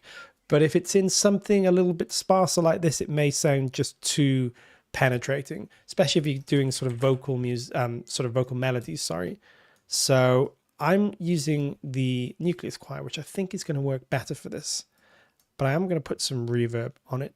I want the choirs traditionally were at the back of the hall. These days, that's obviously not literally true, but you still kind of want the choir usually to be buried, not buried, but like pushed back a bit. You don't want them to sound like they're at the front of the orchestra. Sometimes you do, but most of the time you don't. And using a bit of reverb should just push them back a bit.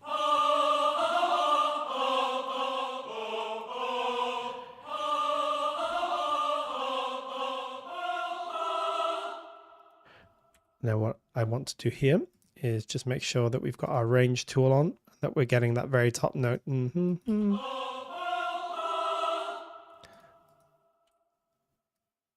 it is. Okay, cool. So.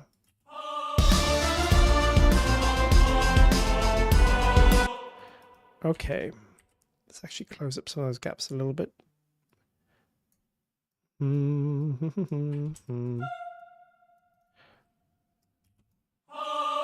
What I'm going to do here is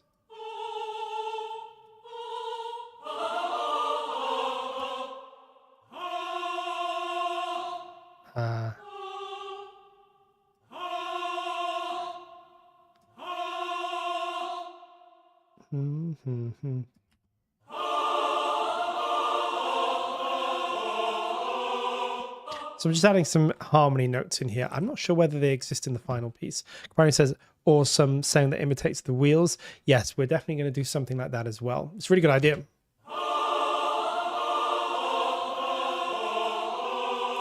Sounds a bit weird by itself, but you've got to remember that this choir is probably not going to be heard.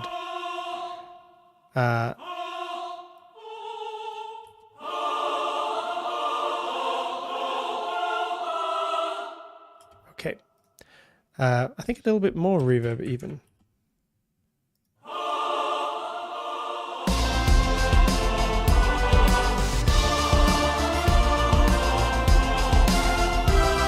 Now what I want to do here is EQ this choir just to get the bits out of it that I want. Again, not too aggressive, but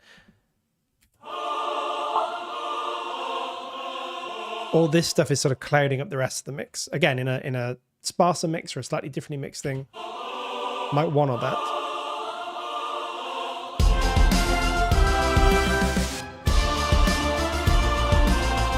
And you know what we're going to do? I've just decided we are going to use some chorus, I think, but we're probably going to use bury it down in the mix, so we're really hearing nucleus, but we're getting some of the weight.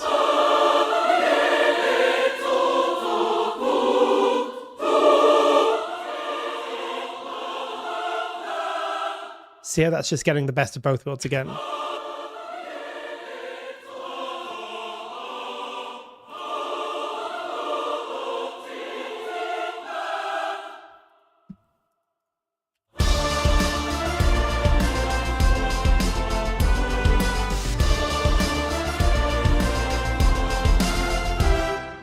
less. And I think we're just going to want to get just the melody in the chorus stuff.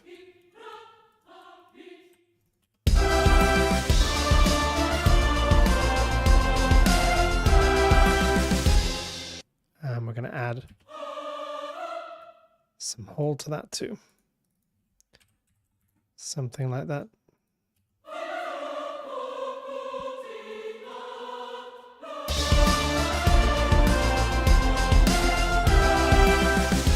Okay, so this is what we have so far.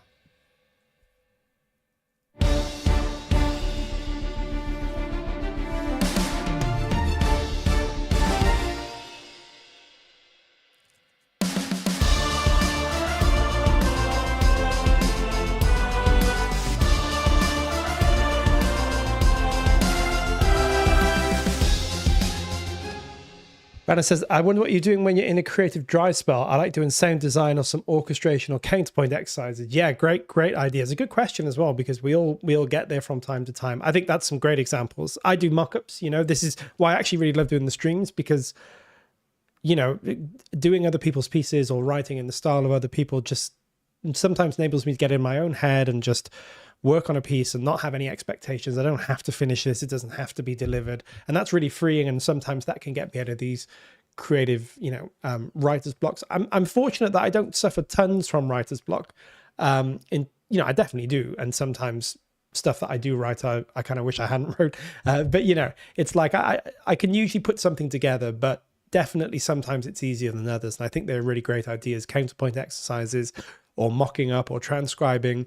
Or I give myself a speed write. Speed writing is really good. Half hour, write something. Could be 10 seconds, could be a minute, could be 10 instruments, one instrument. Just write something, you know, and force yourself to finish it. It doesn't have to be perfect. It doesn't have to be presentable. You know, it doesn't have to be good or bad, or it doesn't matter. I think a lot of the reason we get writer's block sometimes is just because, you know, we get in our own heads and we get worried and we think, oh, it's going to sound great and it doesn't sound as good as someone else's piece or whatever. And I think that the more you can do to liberate yourself from that, the better, usually, and remind yourself music's fun. It's supposed to be fun. It doesn't always have to be brilliant. Doesn't always have to come up to somebody's standards, you know. And actually, very often you do, you know, sometimes some of your best work when you're just shooting from the hip and you're not worried about the consequences. And then suddenly you stumble on an idea or a way of doing something. You think, oh, wow, had I been overthinking this, I probably wouldn't have, you know, attempted that. So yeah, really good all work, or pushing through, or taking a break altogether. Yeah, those are also perfectly valid. You know, at the end of the day, I've always told myself if I stopped enjoying it, I would stop. Because, you know, it has to be enjoyable, right? I mean, it has to be something you want to come to the table and do. I mean, there are certainly times when I struggle. You know, I like Peter was saying with customs and stuff, I've done some of those, and sometimes you sat there 4 or 5 hours in just thinking, what am I even trying to achieve here? It doesn't sound good. But it's an interesting thing. It's like you never know when inspiration is going to come, when it's going to go. To a certain extent, you can't help it. You just have to move through it. My biggest challenge is comparing others with myself. I definitely know what you mean there, Nishan, and I've done that certainly when I was younger, loads and loads, and even today I still do it. But these days I try not to think. What's been interesting over my career is that some of the stuff I've written that I thought was pretty good has never been used, never been wanted, never been that interesting to people. And some of the stuff that I've written where I've thought, oh my God, I'm almost embarrassed to send this off, has been successful or been what the clients have wanted, or, you know, had something in it that's come to be part of what I do, you know. So it's really, I've learned not to judge myself or others when it comes to writing music too much, you know, because it's just, sometimes you just have to almost like do it mindfully in a way, you know, where that you can recognize that you're having doubts or you're comparing yourself, or maybe what you're writing isn't as good as somebody else, but you just have to kind of look through it and keep pushing through. Because yeah, we're not always the best judge of our own work, and something that started awful could suddenly become great. And similarly, something that you started that was great, you can be there at 3 o'clock in the morning just thinking, oh, I've had no idea what I've done to this now, and I need to undo 400 times to get back. Same so far. My most generic stuff is what gets used. Yeah, it's true. Like, yeah, it's so bizarre. Sometimes I've worked so hard and I'm like, oh, this is actually really great. And I love the way the bassoon sounds in this. And, you know, and I send it and the person's just like, no, you know, can you do something else, or can you change the first minute of this or whatever? And then honestly, I've had other stuff where I've been like, oh, I'm just going to write this one off. It's just not going to, you know, not going to work. It's fine. You win some, you lose some. But then they get back and they're like, cool, yeah, all good. No notes, or a tiny note or something. And I've just realized I'm a bad judge, you know, and that's actually good, right? Sometimes we should just write and not worry about what's coming out. And there's always going to be someone who you feel is better. I find that stepping back and realizing that 99% of folks feel this way in the creative industries is quite liberating. That's Jan. And that's very true as well. I've met some really successful composers, because it's that thing, right? When I was young, I was always like, oh, I'm sure composer X, Y, or Z doesn't get this. They're a professional. They're really good at what they do. Every score they write knocks it out of the park. I'm sure they've just grown up and figured this all out, and they know how to do this now. But I've met a couple of composers who I admired and still do admire, and it's refreshing to hear just how scared and confused and disillusioned and nervous about their own work they still get. Jan's absolutely right. No one ever feels that they're particularly good at what they do. Or at very least, you know, not for very long. Sometimes I wake up in the morning, I start and I'm like, this is pretty good. And then by midday, I'm like, oh, you know, I'm the worst composer that's ever lived. Sometimes it's the opposite, but it doesn't really matter, right? It's like, as I gotten older, I've just realized, just right. You know, at the end of the day, if you can get to the end of a piece and have something, that's more than a lot of people can do, you know, because the discipline to get to the end is very, very tough. And yeah, the outcome of that, you'll never know what it's going to be. Sometimes it'll be great. Sometimes it'll be terrible. Sometimes it'll be somewhere in the middle. Most of my stuff is somewhere in the middle, where it's maybe not terrible, but maybe not great. But I think that's how it goes, right? It's we just got to keep writing. Otherwise, you'll do yourself out of actually being able to work. I had coffee with Max Ridge last week. We talked about how he had to jump in and do the work on Mission Impossible. There are legacy motifs, etc., etc. And I asked him what that was like. Bet that was scary. He said there was no time to second guess. Yeah, it's crazy, isn't it? Just go and do. It's true.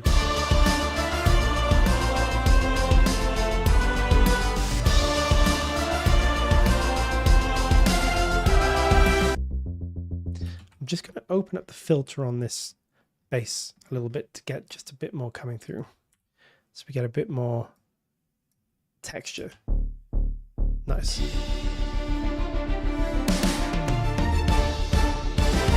Capone says we have to create a tough skin to receive criticism and thus progress. That is why profession and not just for fun. True. Yeah. Tough skin and just lack of judgment on yourself, I think. You know, I mean, you can judge in terms of, you can always objectively figure out what was good, what was bad, what could you do better. But it's like, it's a very human thing to just be variable, sometimes be good, sometimes be not so good, sometimes get it right, sometimes get it wrong. Sometimes we just have to be kind and just say, you know what, I'm hopefully going to write a lot of music in my life, and if even 10% of it hits the mark, that's pretty good odds. I mean, I have hard drives worth of just complete nonsense, you know, but occasionally I come up with something that's okay, and I try and do that when it's clients or when I'm working on something as best I can. And yeah, as I said, some of the stuff I thought was good, other people had issues with. Some of the stuff I thought was terrible, passed, and no one ever said anything about it. And I've just realized, yeah, just write.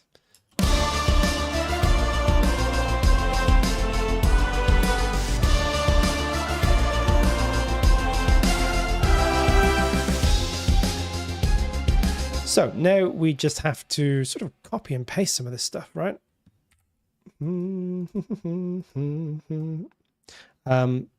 Good therapy session. Hey, it's tough. Yeah, I see a lot of composers really struggling, and it's hard. You know, some people, you know, have very high standards, or they overthink, or they're sometimes harsh on themselves.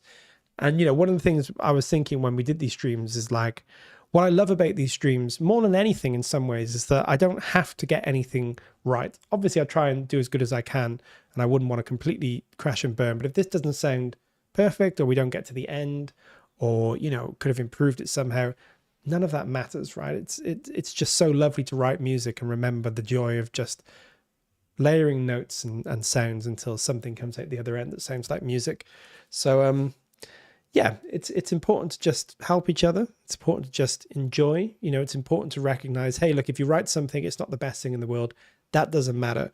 You're still very much appreciated for giving it a go. because it's scary. You know, it's scary to give anything a go in this life.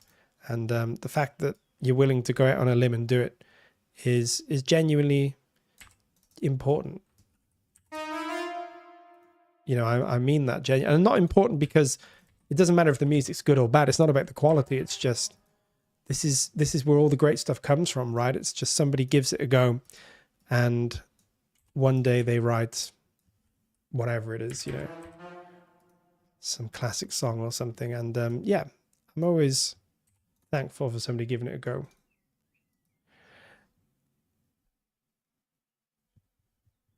I got you beat by 11 days. Yes, Jan also celebrated a birthday. Oh, right. Now we have to figure out where we've gone wrong here. I think I might have changed some notes that I shouldn't have changed. Here we go. This is what we were just talking about, right?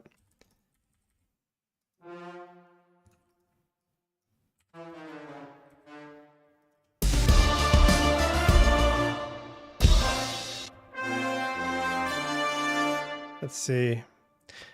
Have I changed a bunch of stuff that I shouldn't have changed?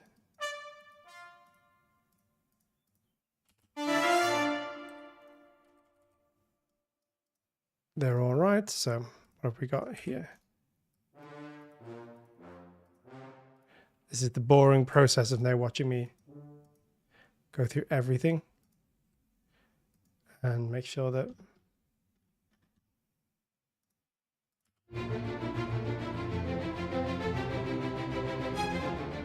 that's all good. What have we got going on here that's...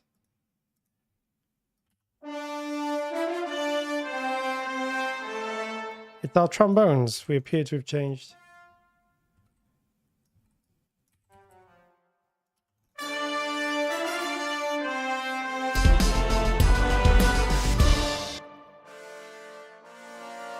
Same here.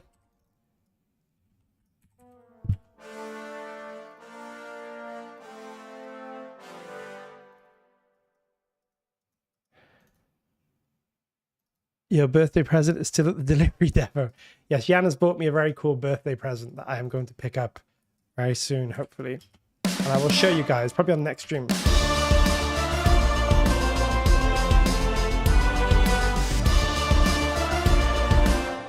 We just want to grab all of this stuff. Just drag this back, maybe just one beat there.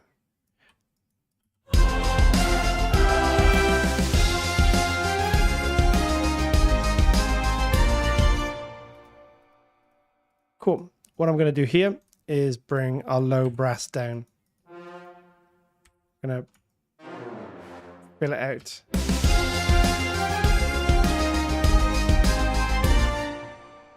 What is your gift? Dolce or a sample? It's a very cool gift. I'm gonna show you guys next week. Let's just say me and Jan reminisce often about stuff from our childhood, and yeah, it's something to do with that. But I think you'll all know what it is.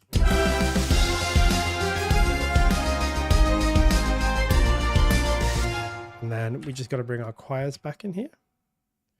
And again, same nice and easy here.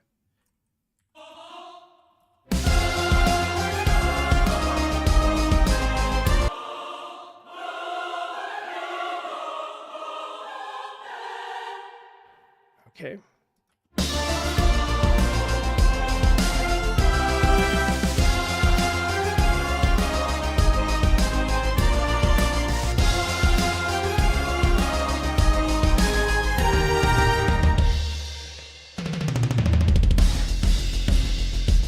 So now we just have to go and just sort of fix the rest of this up, I guess. Let's get the orchestral elements in. Let's do some speed writing now, right? This is when we're just going to... This is what we were talking about. Let's do this thing. Not thinking too much. We're just going to do...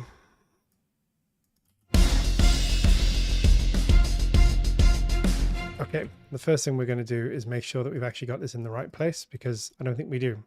So let's take a look and see what we're doing here. Yep. So what we need to do is, let me just start again with those. So we need to grab, I think I didn't copy the first section.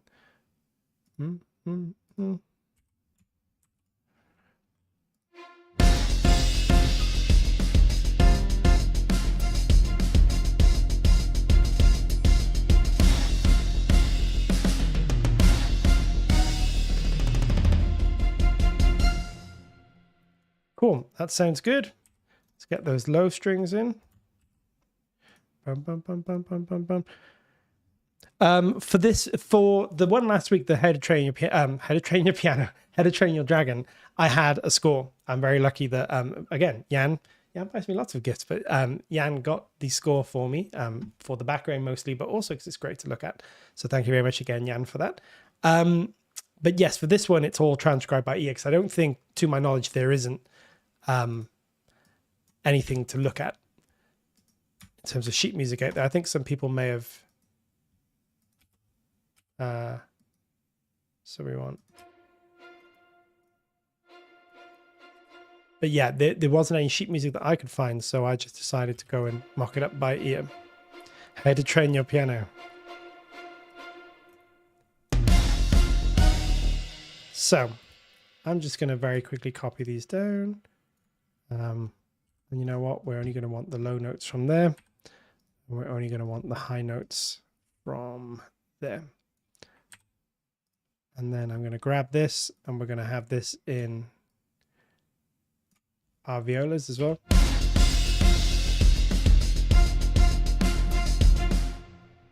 Then we're going to want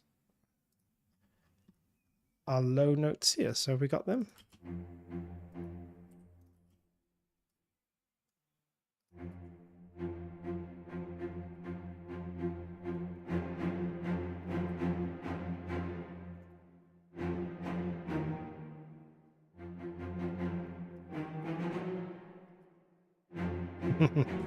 How to Train Your Piano.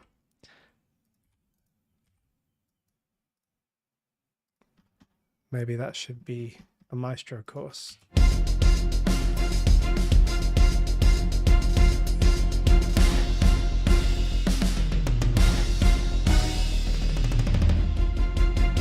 So that's our strings in. Now let's get our brass in. So all the low brass is just stab, stab, stab, stab. Bum, bum, bum. So let's grab all this, pull it out, and then just add what we need to add in. So in our tubas, bum, bum, bum. Probably going to have just the low notes here. And we're going to go in and we're going to make them staccatissimo.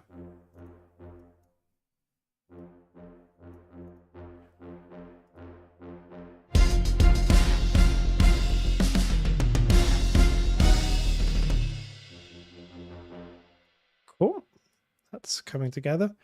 The low brass is going to be, or the Talos low brass is really going to be where the good stuff is. So let's bring that up here.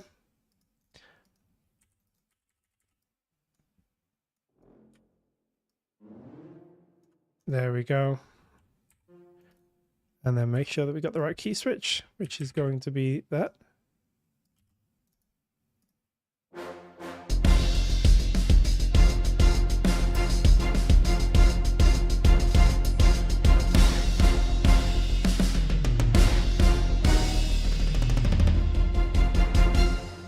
Cool. And then it's sort of the same thing pretty much across the rest of the instruments.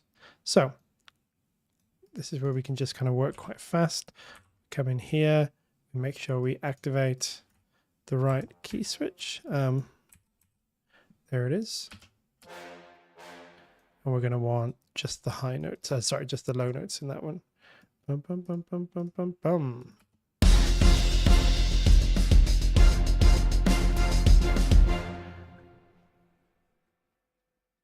And really, question, but is it just the four of you working together, Audio Imperia?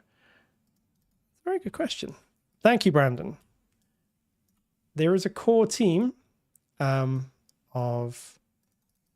well, I'll let Jan answer. Not that there's anything secretive about it, but sort of trying to think about how best to describe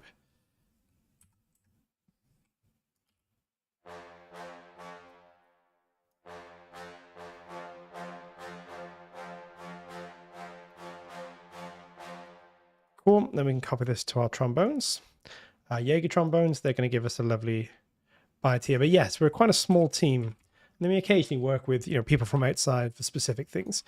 But yeah, it's all passion project, really. Great team too. Really, really fortunate bit of work with these guys.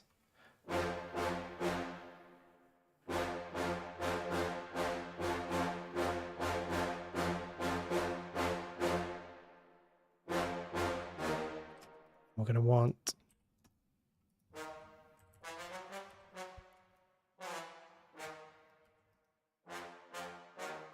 definitely going to want to hear that F sharp there. I think we're going to want to hear it there too.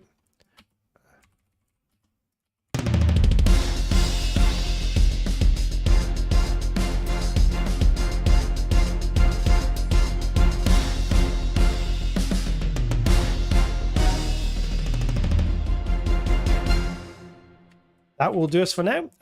Okay, so now we need to get this lead line in, which is on the horns. Let's just go and pop this on our Jaeger 6 horns. So.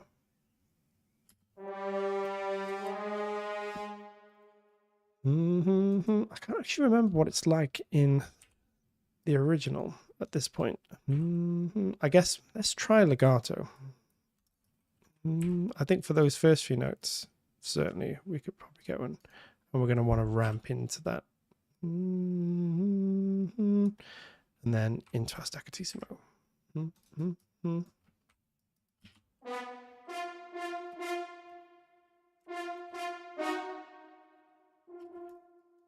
I think that note holds there.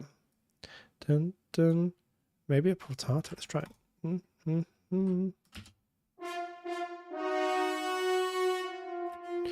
No, let's do sustain, because then we can bring it down. Do a little bit of programming to bring it down.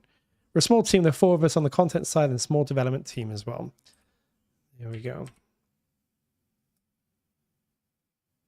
Dun, dun, dun, dun.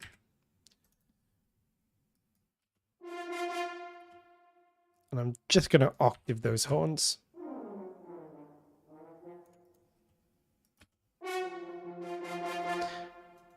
Yeah, it's sort of small. Quite interesting. Yeah, everyone just sort of wears whatever hat they need to wear. When I say that, I mean, it's not like I'm programming or anything, but you know.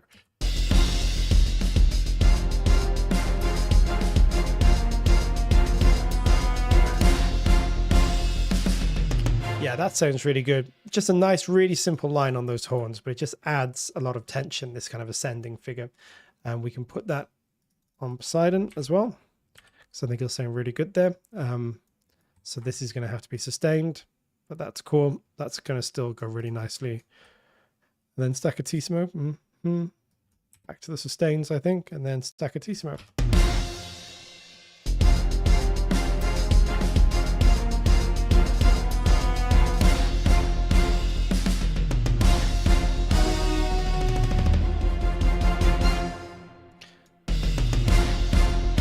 Cool. We have a little bit of Cerberus, which I've already added. You'll barely hear these, but they're just going to help accent some of these. They're just adding a little bit more thump. If you listen to Cerberus, it's got an incredible transient. It just cuts through anything Cerberus. I love it. Whatever you've got going on, if you put some Cerberus in there, Cerberus will just make it beefier. And it's hard to explain. Even at that volume.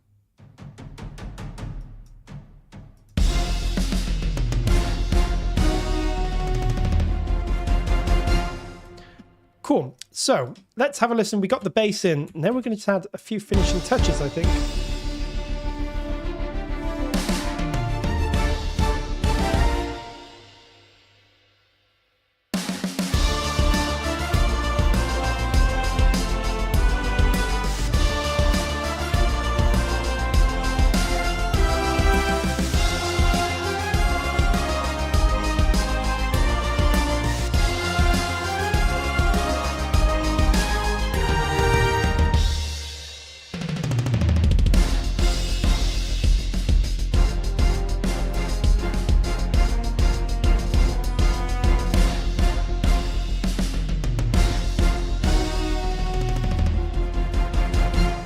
We just need to add a couple more elements and then we'll get some sound design in and then we'll kind of be done. So first thing we need to do is just add the choirs in. Here we go. Here we go. Let me just make sure with this nucleus choir, I think we're going to want staccatissimo at the end. The rest of it can be sustained. That's not the right ones. That's our chorus ones. So get in there. Open this up. All of this can be sustained. And then staccatissimo at the end. Boom, boom.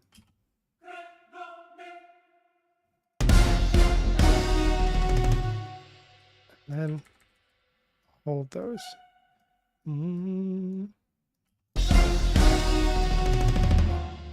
Same here. Just a little bit.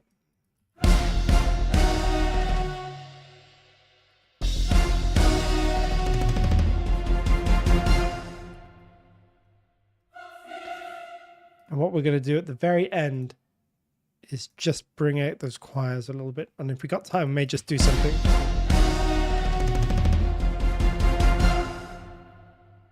See, that choir at the end just really adds a nice full stop. And then we got one tiny thing to do with the horns here. And then we can just get on with some sound design and some mixing if we got time. So the horns do this.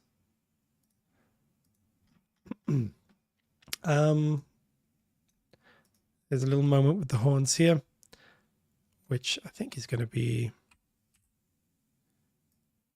sustained, definitely. And then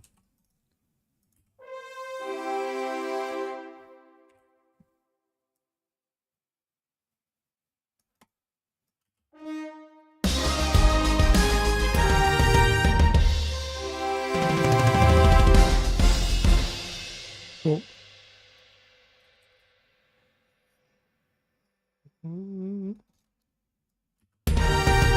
What we can do is start the horn high and bring it down.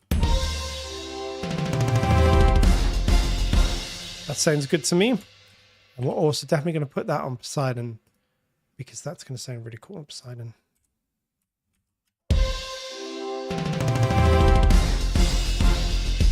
Same thing here.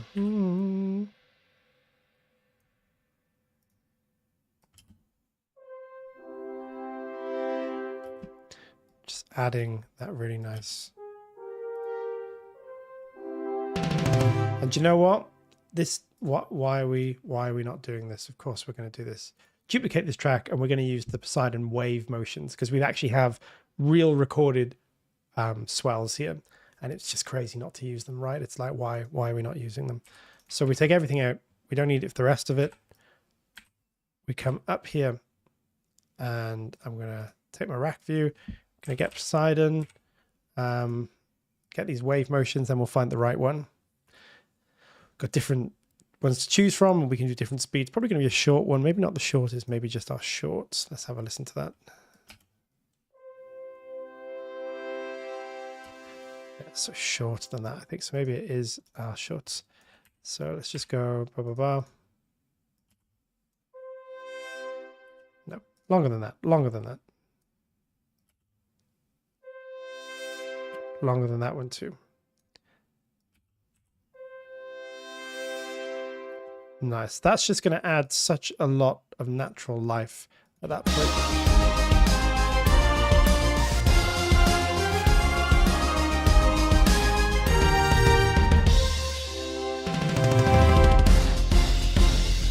Okay, let's have a quick review and then we'll do 10-15 minutes just finishing these bits off. I've got a few ideas, well, a few things that I want to add that I think will really just help. So this is what we got as our kind of bass track.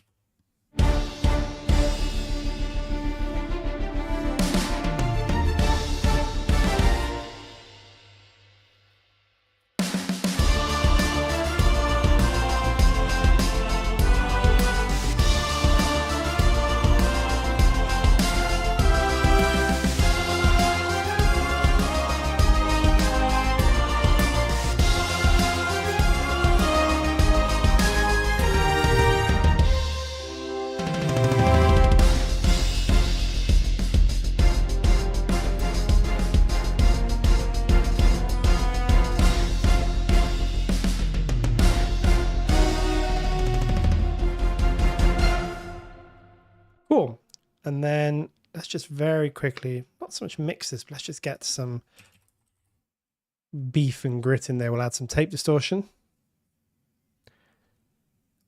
This is what I really like.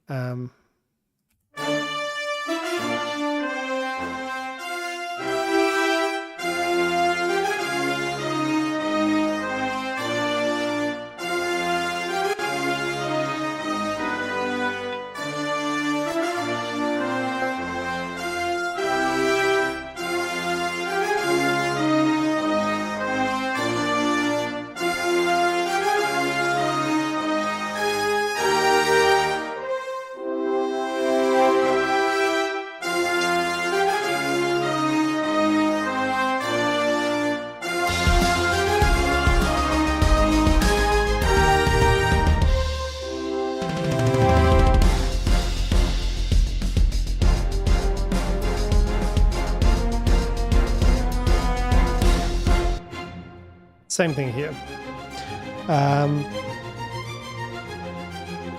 Let's just do this.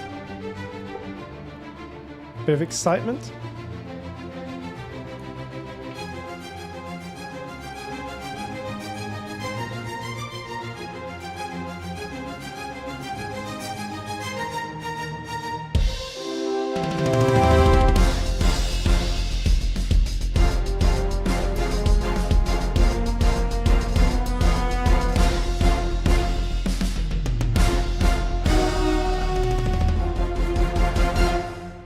Cool, and then same thing on these vocals.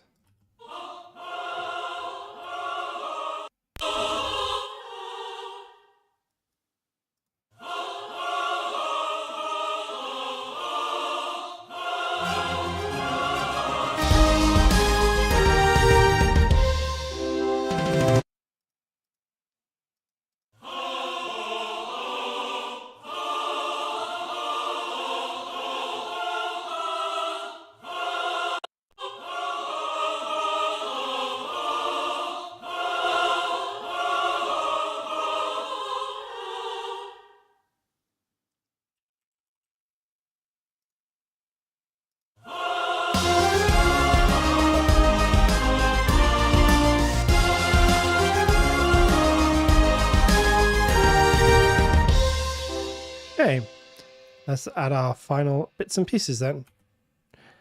So let's just go in.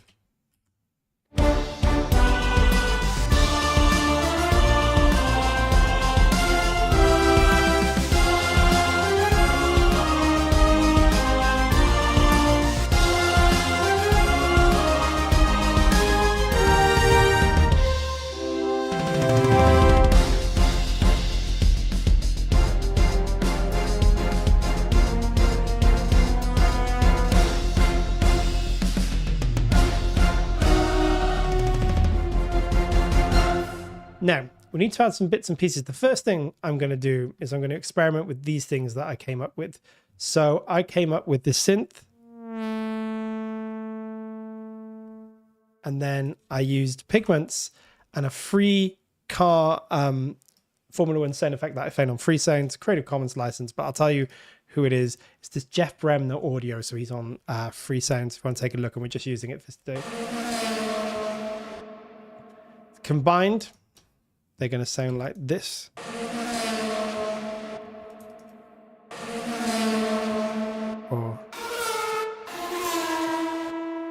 And this kind of happens in the piece. So we're going to just try and bury this in where it needs to go. Now, this may take a little bit of work and some finessing, but let's just start with getting this in. There's the wheels. Yeah, we have our wheels. We're just going to have to sort of see how they fit in.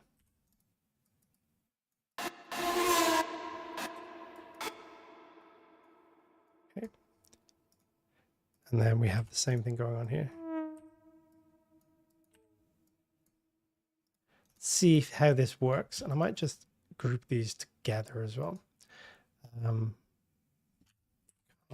Effects. That way then what I can do is I can come up here, I can make sure that's going to my master, yeah, and I can treat these as one thing then.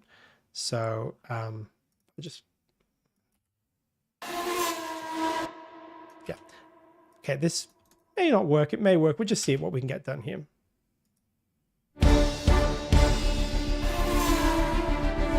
What we may need to do is export these out, and then, in fact, that might be a good idea. What I might do here is just come in and render these to audio.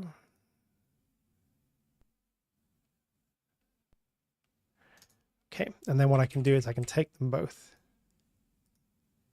I can make them a little bit, which is going to be easier to manipulate them. So,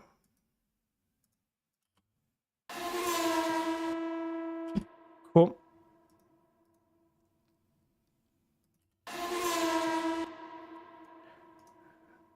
Same thing here. And I think what we're going to want to do is take both of these and just use my time stretch to time limit. Okay.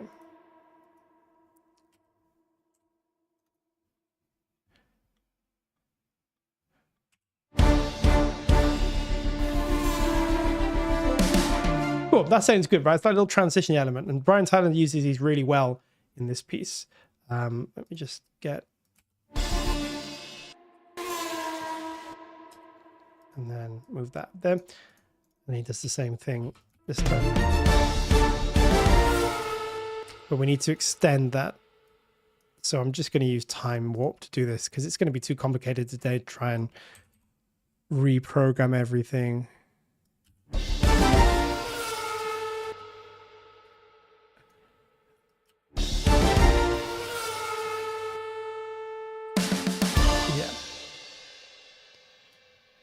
So they're working quite well, I think.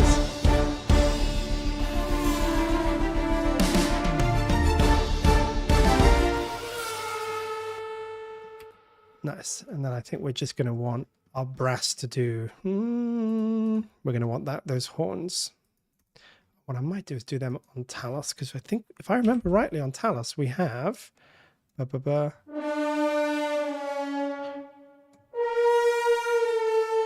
that's going to sound really cool. We're just going to add some reverb. I'm just going to put it straight in. Here it is, something like this. Sweet.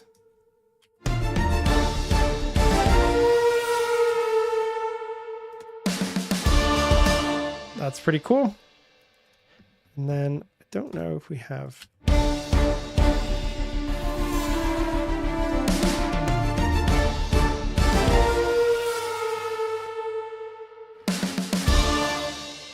We'll fix that up as we go.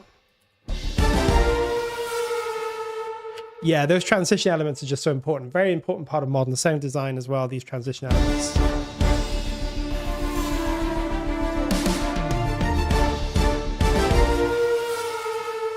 And then we're going to want, I think at that point,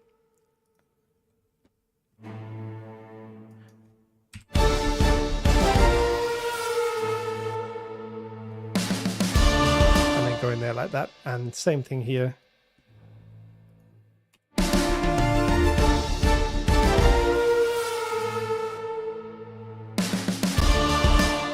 Cool. And then maybe we'll just do a marcato on the low brass as well. Okay, so come in here. This is the thing, right? Sometimes with pieces, it's like everything comes together at the end. I mean, I didn't write this, so I can't take any credit for that, but that's how it can go sometimes. Nothing's working, and then one idea comes along, suddenly everything sounds like it should do. And then we're going to want to do a marcato long there, I think.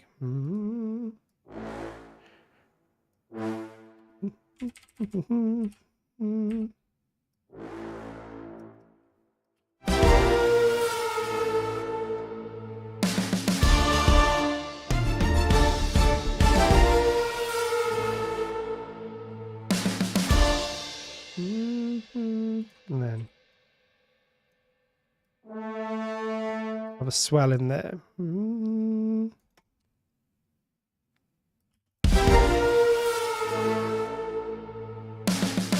That's going to have to be a sustain.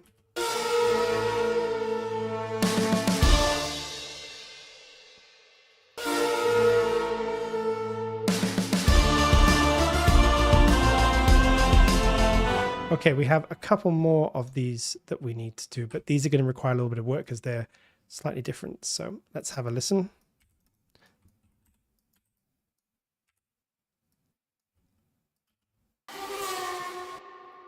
Same thing here. Let's just render these out. There we go.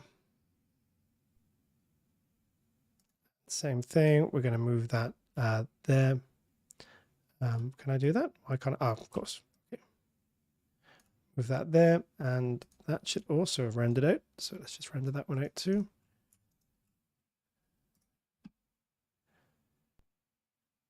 Move that one there. So we should now have. Okay. Let's just cut these up. Oh, because we're going to want to time these. Same thing here. Let's have a little listen. And then we'll need to pitch them slightly. That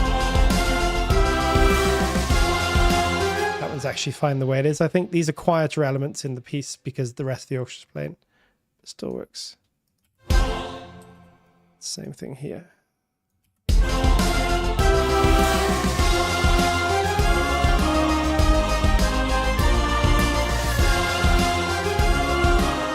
Nice. Okay, so let's have a listen to what we have so far.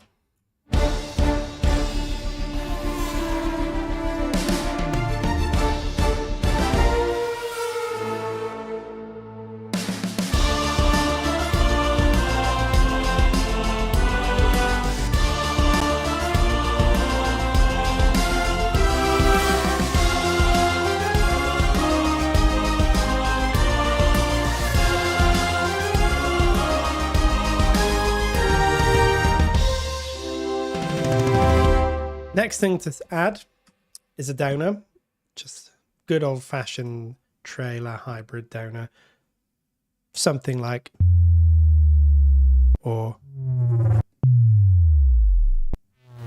we'll just find the one that works. That's the one, I think. I'm going to render it out to audio. I'm going to render that out, and that just comes in on the downbeat here.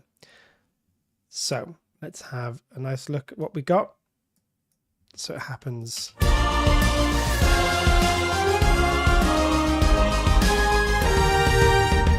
There it is. Right where we need it. Let's just make sure it's lining up. We can do this. This is why I render things out, 'cause it's easier just to see. That's the start of our downer. I can literally just fade in right out there.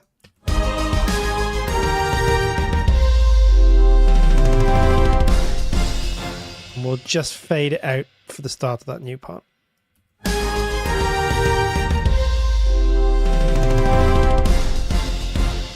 Time it further back there.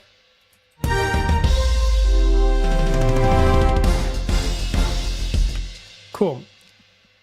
I'm now just going to add a little bit of... No, we'll wait to do that.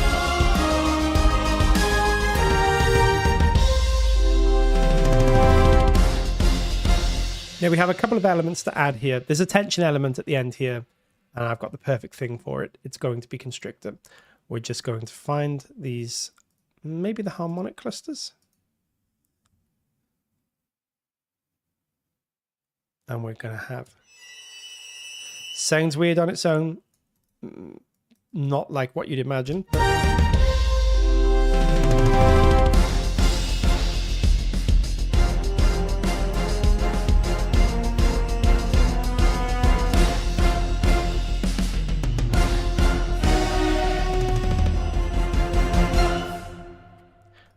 Kind of works on its own, right? It's a weird thing, or rather works with the rest of the piece. So let's just record that in.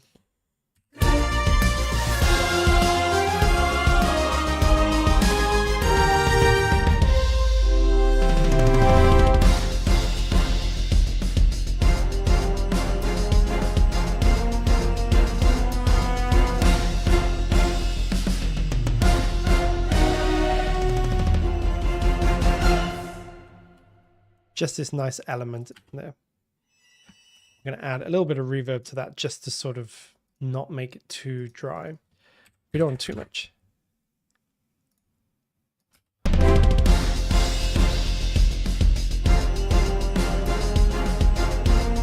And I think the final thing we're going to want, well, maybe not the final, but near final thing we're going to want is a couple of risers. Let's just see what we've got. Let's see what we've got in the artifact stuff.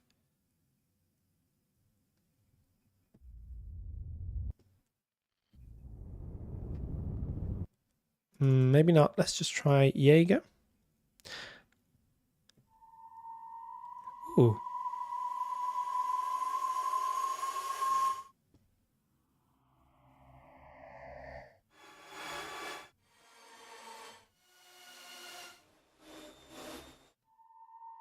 Actually wonder if that first one could work. That's what this is all about, guys. I'm just writing music. I'm having fun. I'm very, very happy if you guys are doing business or learning things in the chat. That's exactly what we want. This is just a hangout, right? We're just having fun. Not here for any other reason than we all love music. We're all geeking out. We're all just having a good time. I am most definitely not the star of any show, so I'm loving it.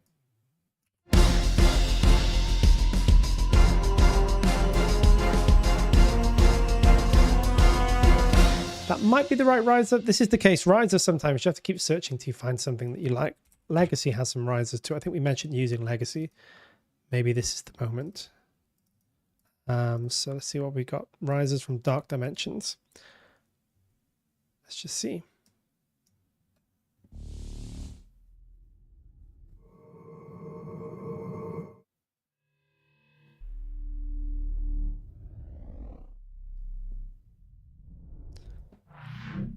These might all be a bit too distinctive. Let's see what we got. Risers here.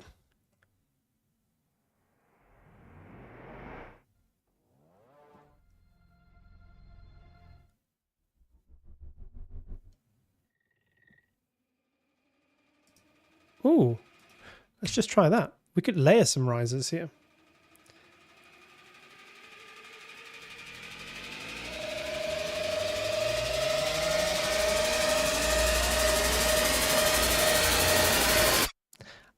I like that. I mean, I like it because it's sort of Formula One like, right? It's got that kind of engine rev sound to it. So let's try that one instead. Maybe we'll end up using a bit of both. And that would be dum dum dum.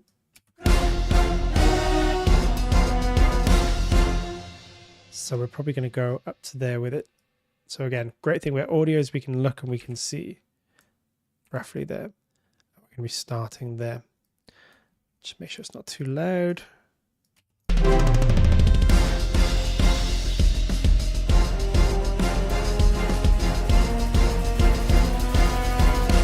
And actually, we'll just keep going through the whole thing.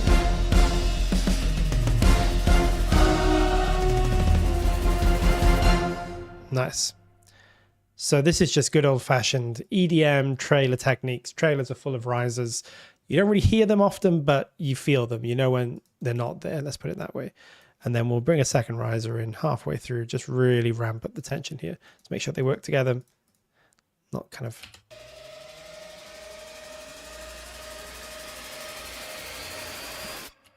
It's the Riot Games. That's cool. I have a friend that works at Riot Games, not as a musician, as a narrative writer, I think. The League of Legends. Yeah, I saw Verdant did some Riot Games stuff, if that's right.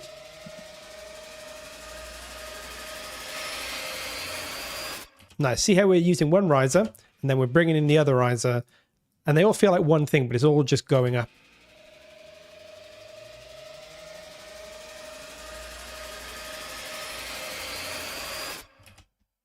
Very cool. I think that's going to work.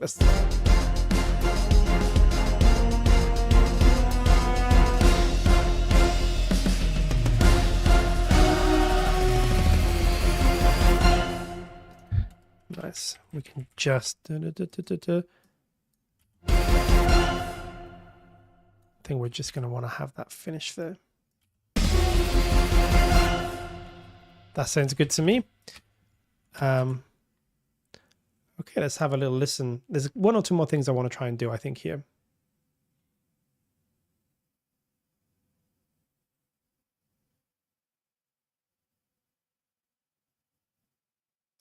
So.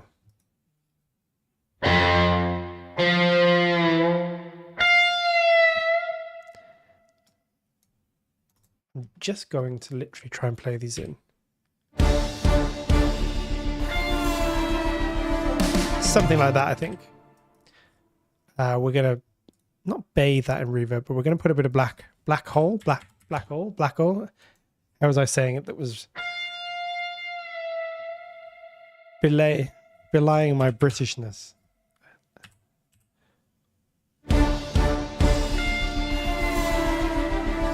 Yeah, something like that. Okay, let's bum bum bum.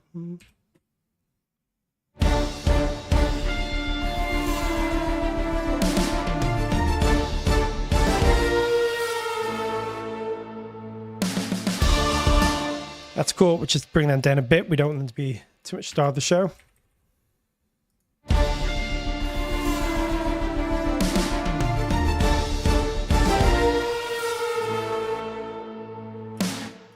And then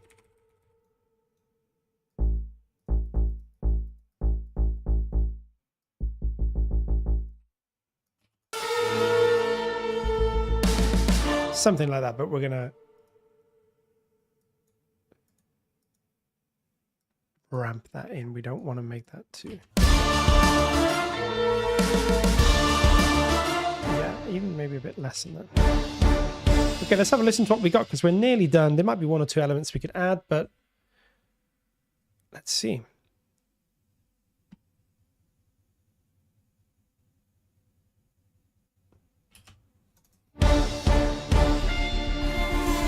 Let's turn them down even more.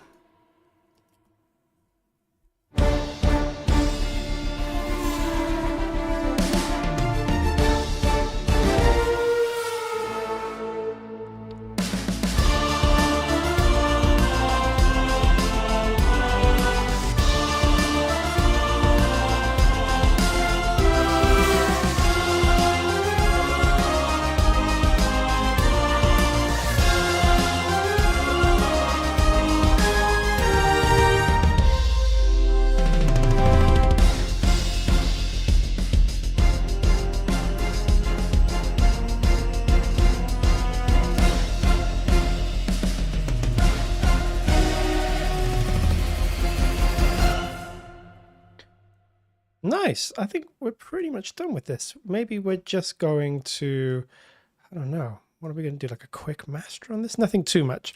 I'm just going to use a bit of C6. That's a multi-band compressor. There's this setting here, hard basic, which is nice. So let me find it. I'm not going to worry too much about doing this today, but let's just have a little listen and see if this works.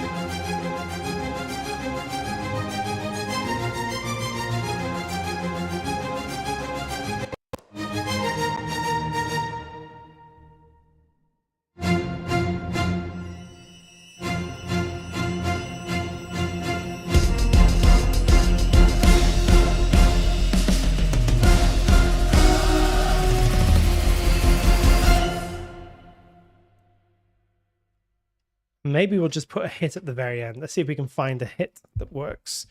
Bum, bum, bum, bum. So let's just see. We want something that's just...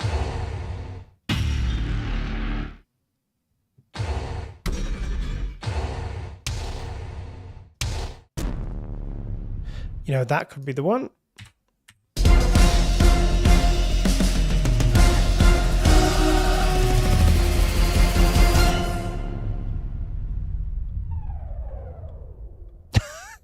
That was cool. That's a happy accident, I think, because I'm going to add that with...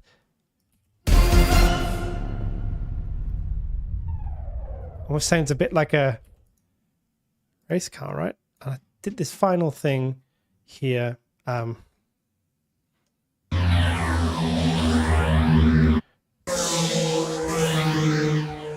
Something like that. something like that. And we're going to just put a load of black hole on that.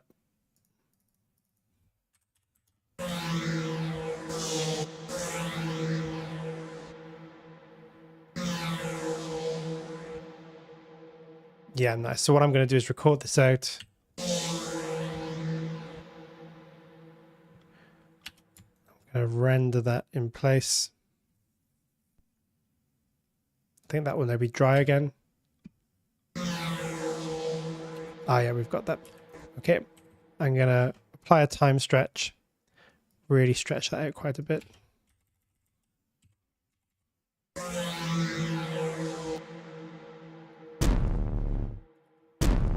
So we're going to start it here. And then we're going to do a couple of really simple effects here. I'm going to grab a filter that I can literally just automate, literally right in the cutoff here. So let's just do that.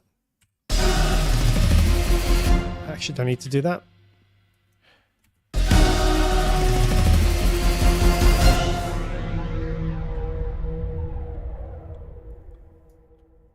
That will do. And then we will put a simple pitch shifter on here.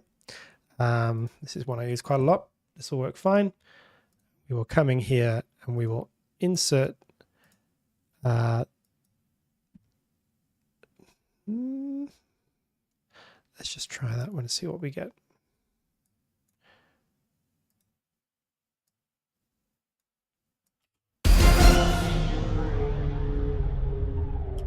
I think that kind of works.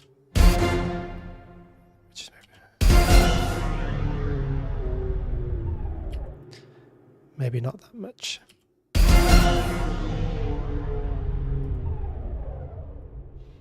think that kind of works. It's definitely not perfect, but you know, we were never aiming for the exact thing because I don't think we're going to get that.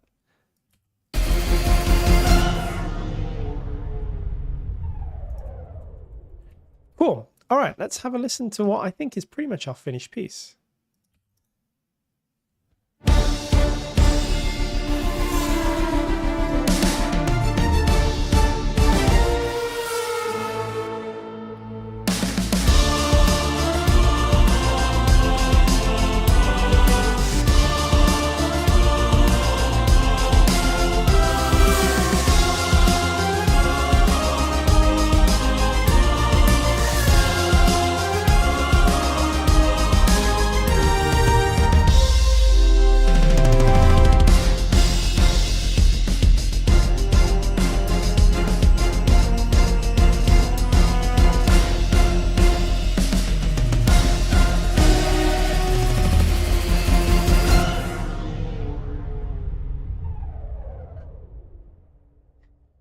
Yeah, I reckon so. There's one or two tiny more things I'm going to do because we're just sort of hanging out now. So I'm going to do these tiny things. Show you what I'm going to do. I'm going to add a bit more harmony in these points. Here.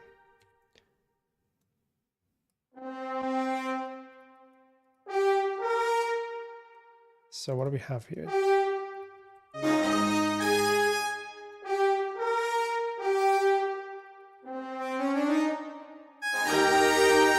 I think we're missing a little bit of harmony here. We need even more sort of than what do we have in these trombones?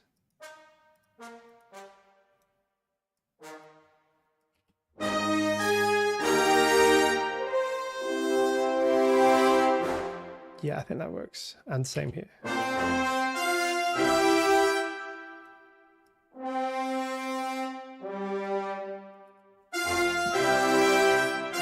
I think that's going to sound better. Just give us a bit more to work with. And same with the trumpets, I think.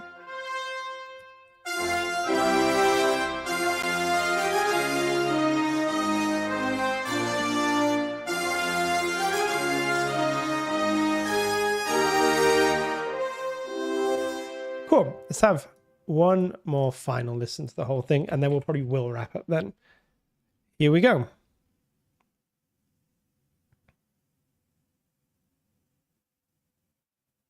Once we saved.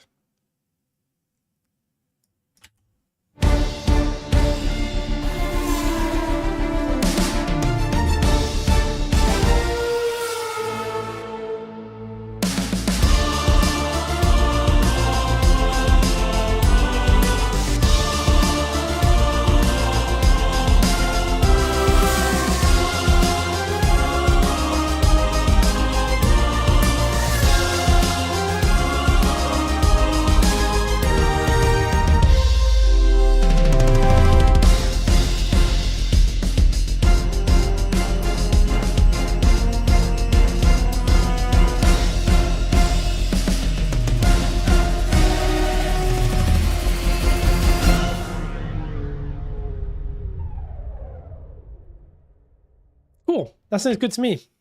Just in time for the big shot of Max Verstappen at the end there, who I think is the final one in the lineup for understandable reasons, I guess. Cool. Let's head back to just chatting. I'm going to catch up on all the live chat that I've been kind of missing because it's very interesting. I almost feel bad because I'm going to have to wrap up in a minute and you guys are right in the middle of a conversation. Maybe you can carry it on in the Discord because I kind of feel like I don't want you to lose out. So I'll maybe stick around for another few minutes, but we'll move over to just chatting and we will wrap this up.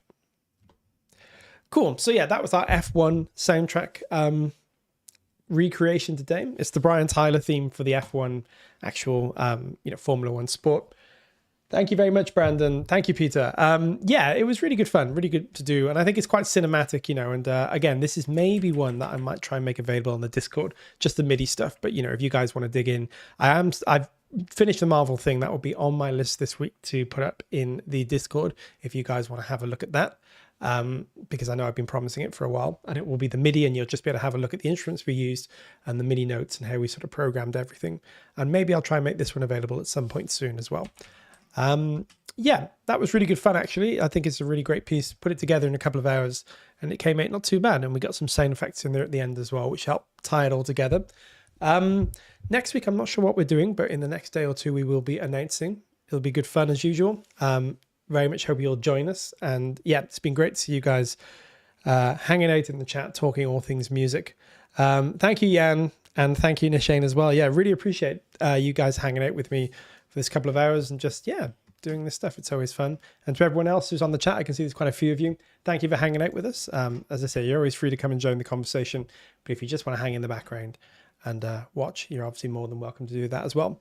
So yes, next week, I'm not sure what we'll be doing, but it's going to be fun. As always, we'll maybe mock something up or do something in the style of. If you guys have got any suggestions you'd like to see, put it in the Discord or in the comments below, because we will definitely take everything on board. Maybe try the Halo theme. Ooh, you know what? That's a great idea. I'm definitely adding that to the list because I love that theme. Yeah, we've got so many different ideas, but as I said, we've got a whole list. If you guys got a list or things you'd like to see, put it in the Discord or in the comments below, and we will try and get around to everything because we can just go on forever doing these things. Thank you, Caprani, and thank you for all the birthday wishes as well, of course. I'm going to go and have a nice meal somewhere, I think, which will be good. So whatever you guys are up to, happy composing, happy whatever you're up to. And thank you, Jan. Yes, thank you for all the birthday wishes. I will see you guys next week. And yeah, keep talking to us in the Discord. Keep hanging out in the comments. It's really, really cool that we get to talk more about all things music. No problem, Peter. Yeah, thank you for joining us. It's really great to have you with us. And best of luck with that custom stuff. Whatever happens, hope it's all successful for you. And happy birthday to our good friend Jasper. There we go. It's Jasper's birthday tomorrow. Interesting. I didn't know that. We're all June babies, which is cool. Yeah, Jasper, legend. The man, the myth, the legend. And please behind the scenes of Audio Imperia. Yeah, that sounds cool as well. You'll get to see us at our best and very much at our worst as well, probably, if we do that. So yeah, I'm going to wrap this up, guys. Thank you so much for joining me. Next Tuesday, we will be here. Come hang out. In the meantime, speak to us on Discord. Send in your music. Send in your questions. Share what you're up to. We always want to hear and see. Until then, I will say goodbye to everyone. And yeah, have a great day, great week, and see you all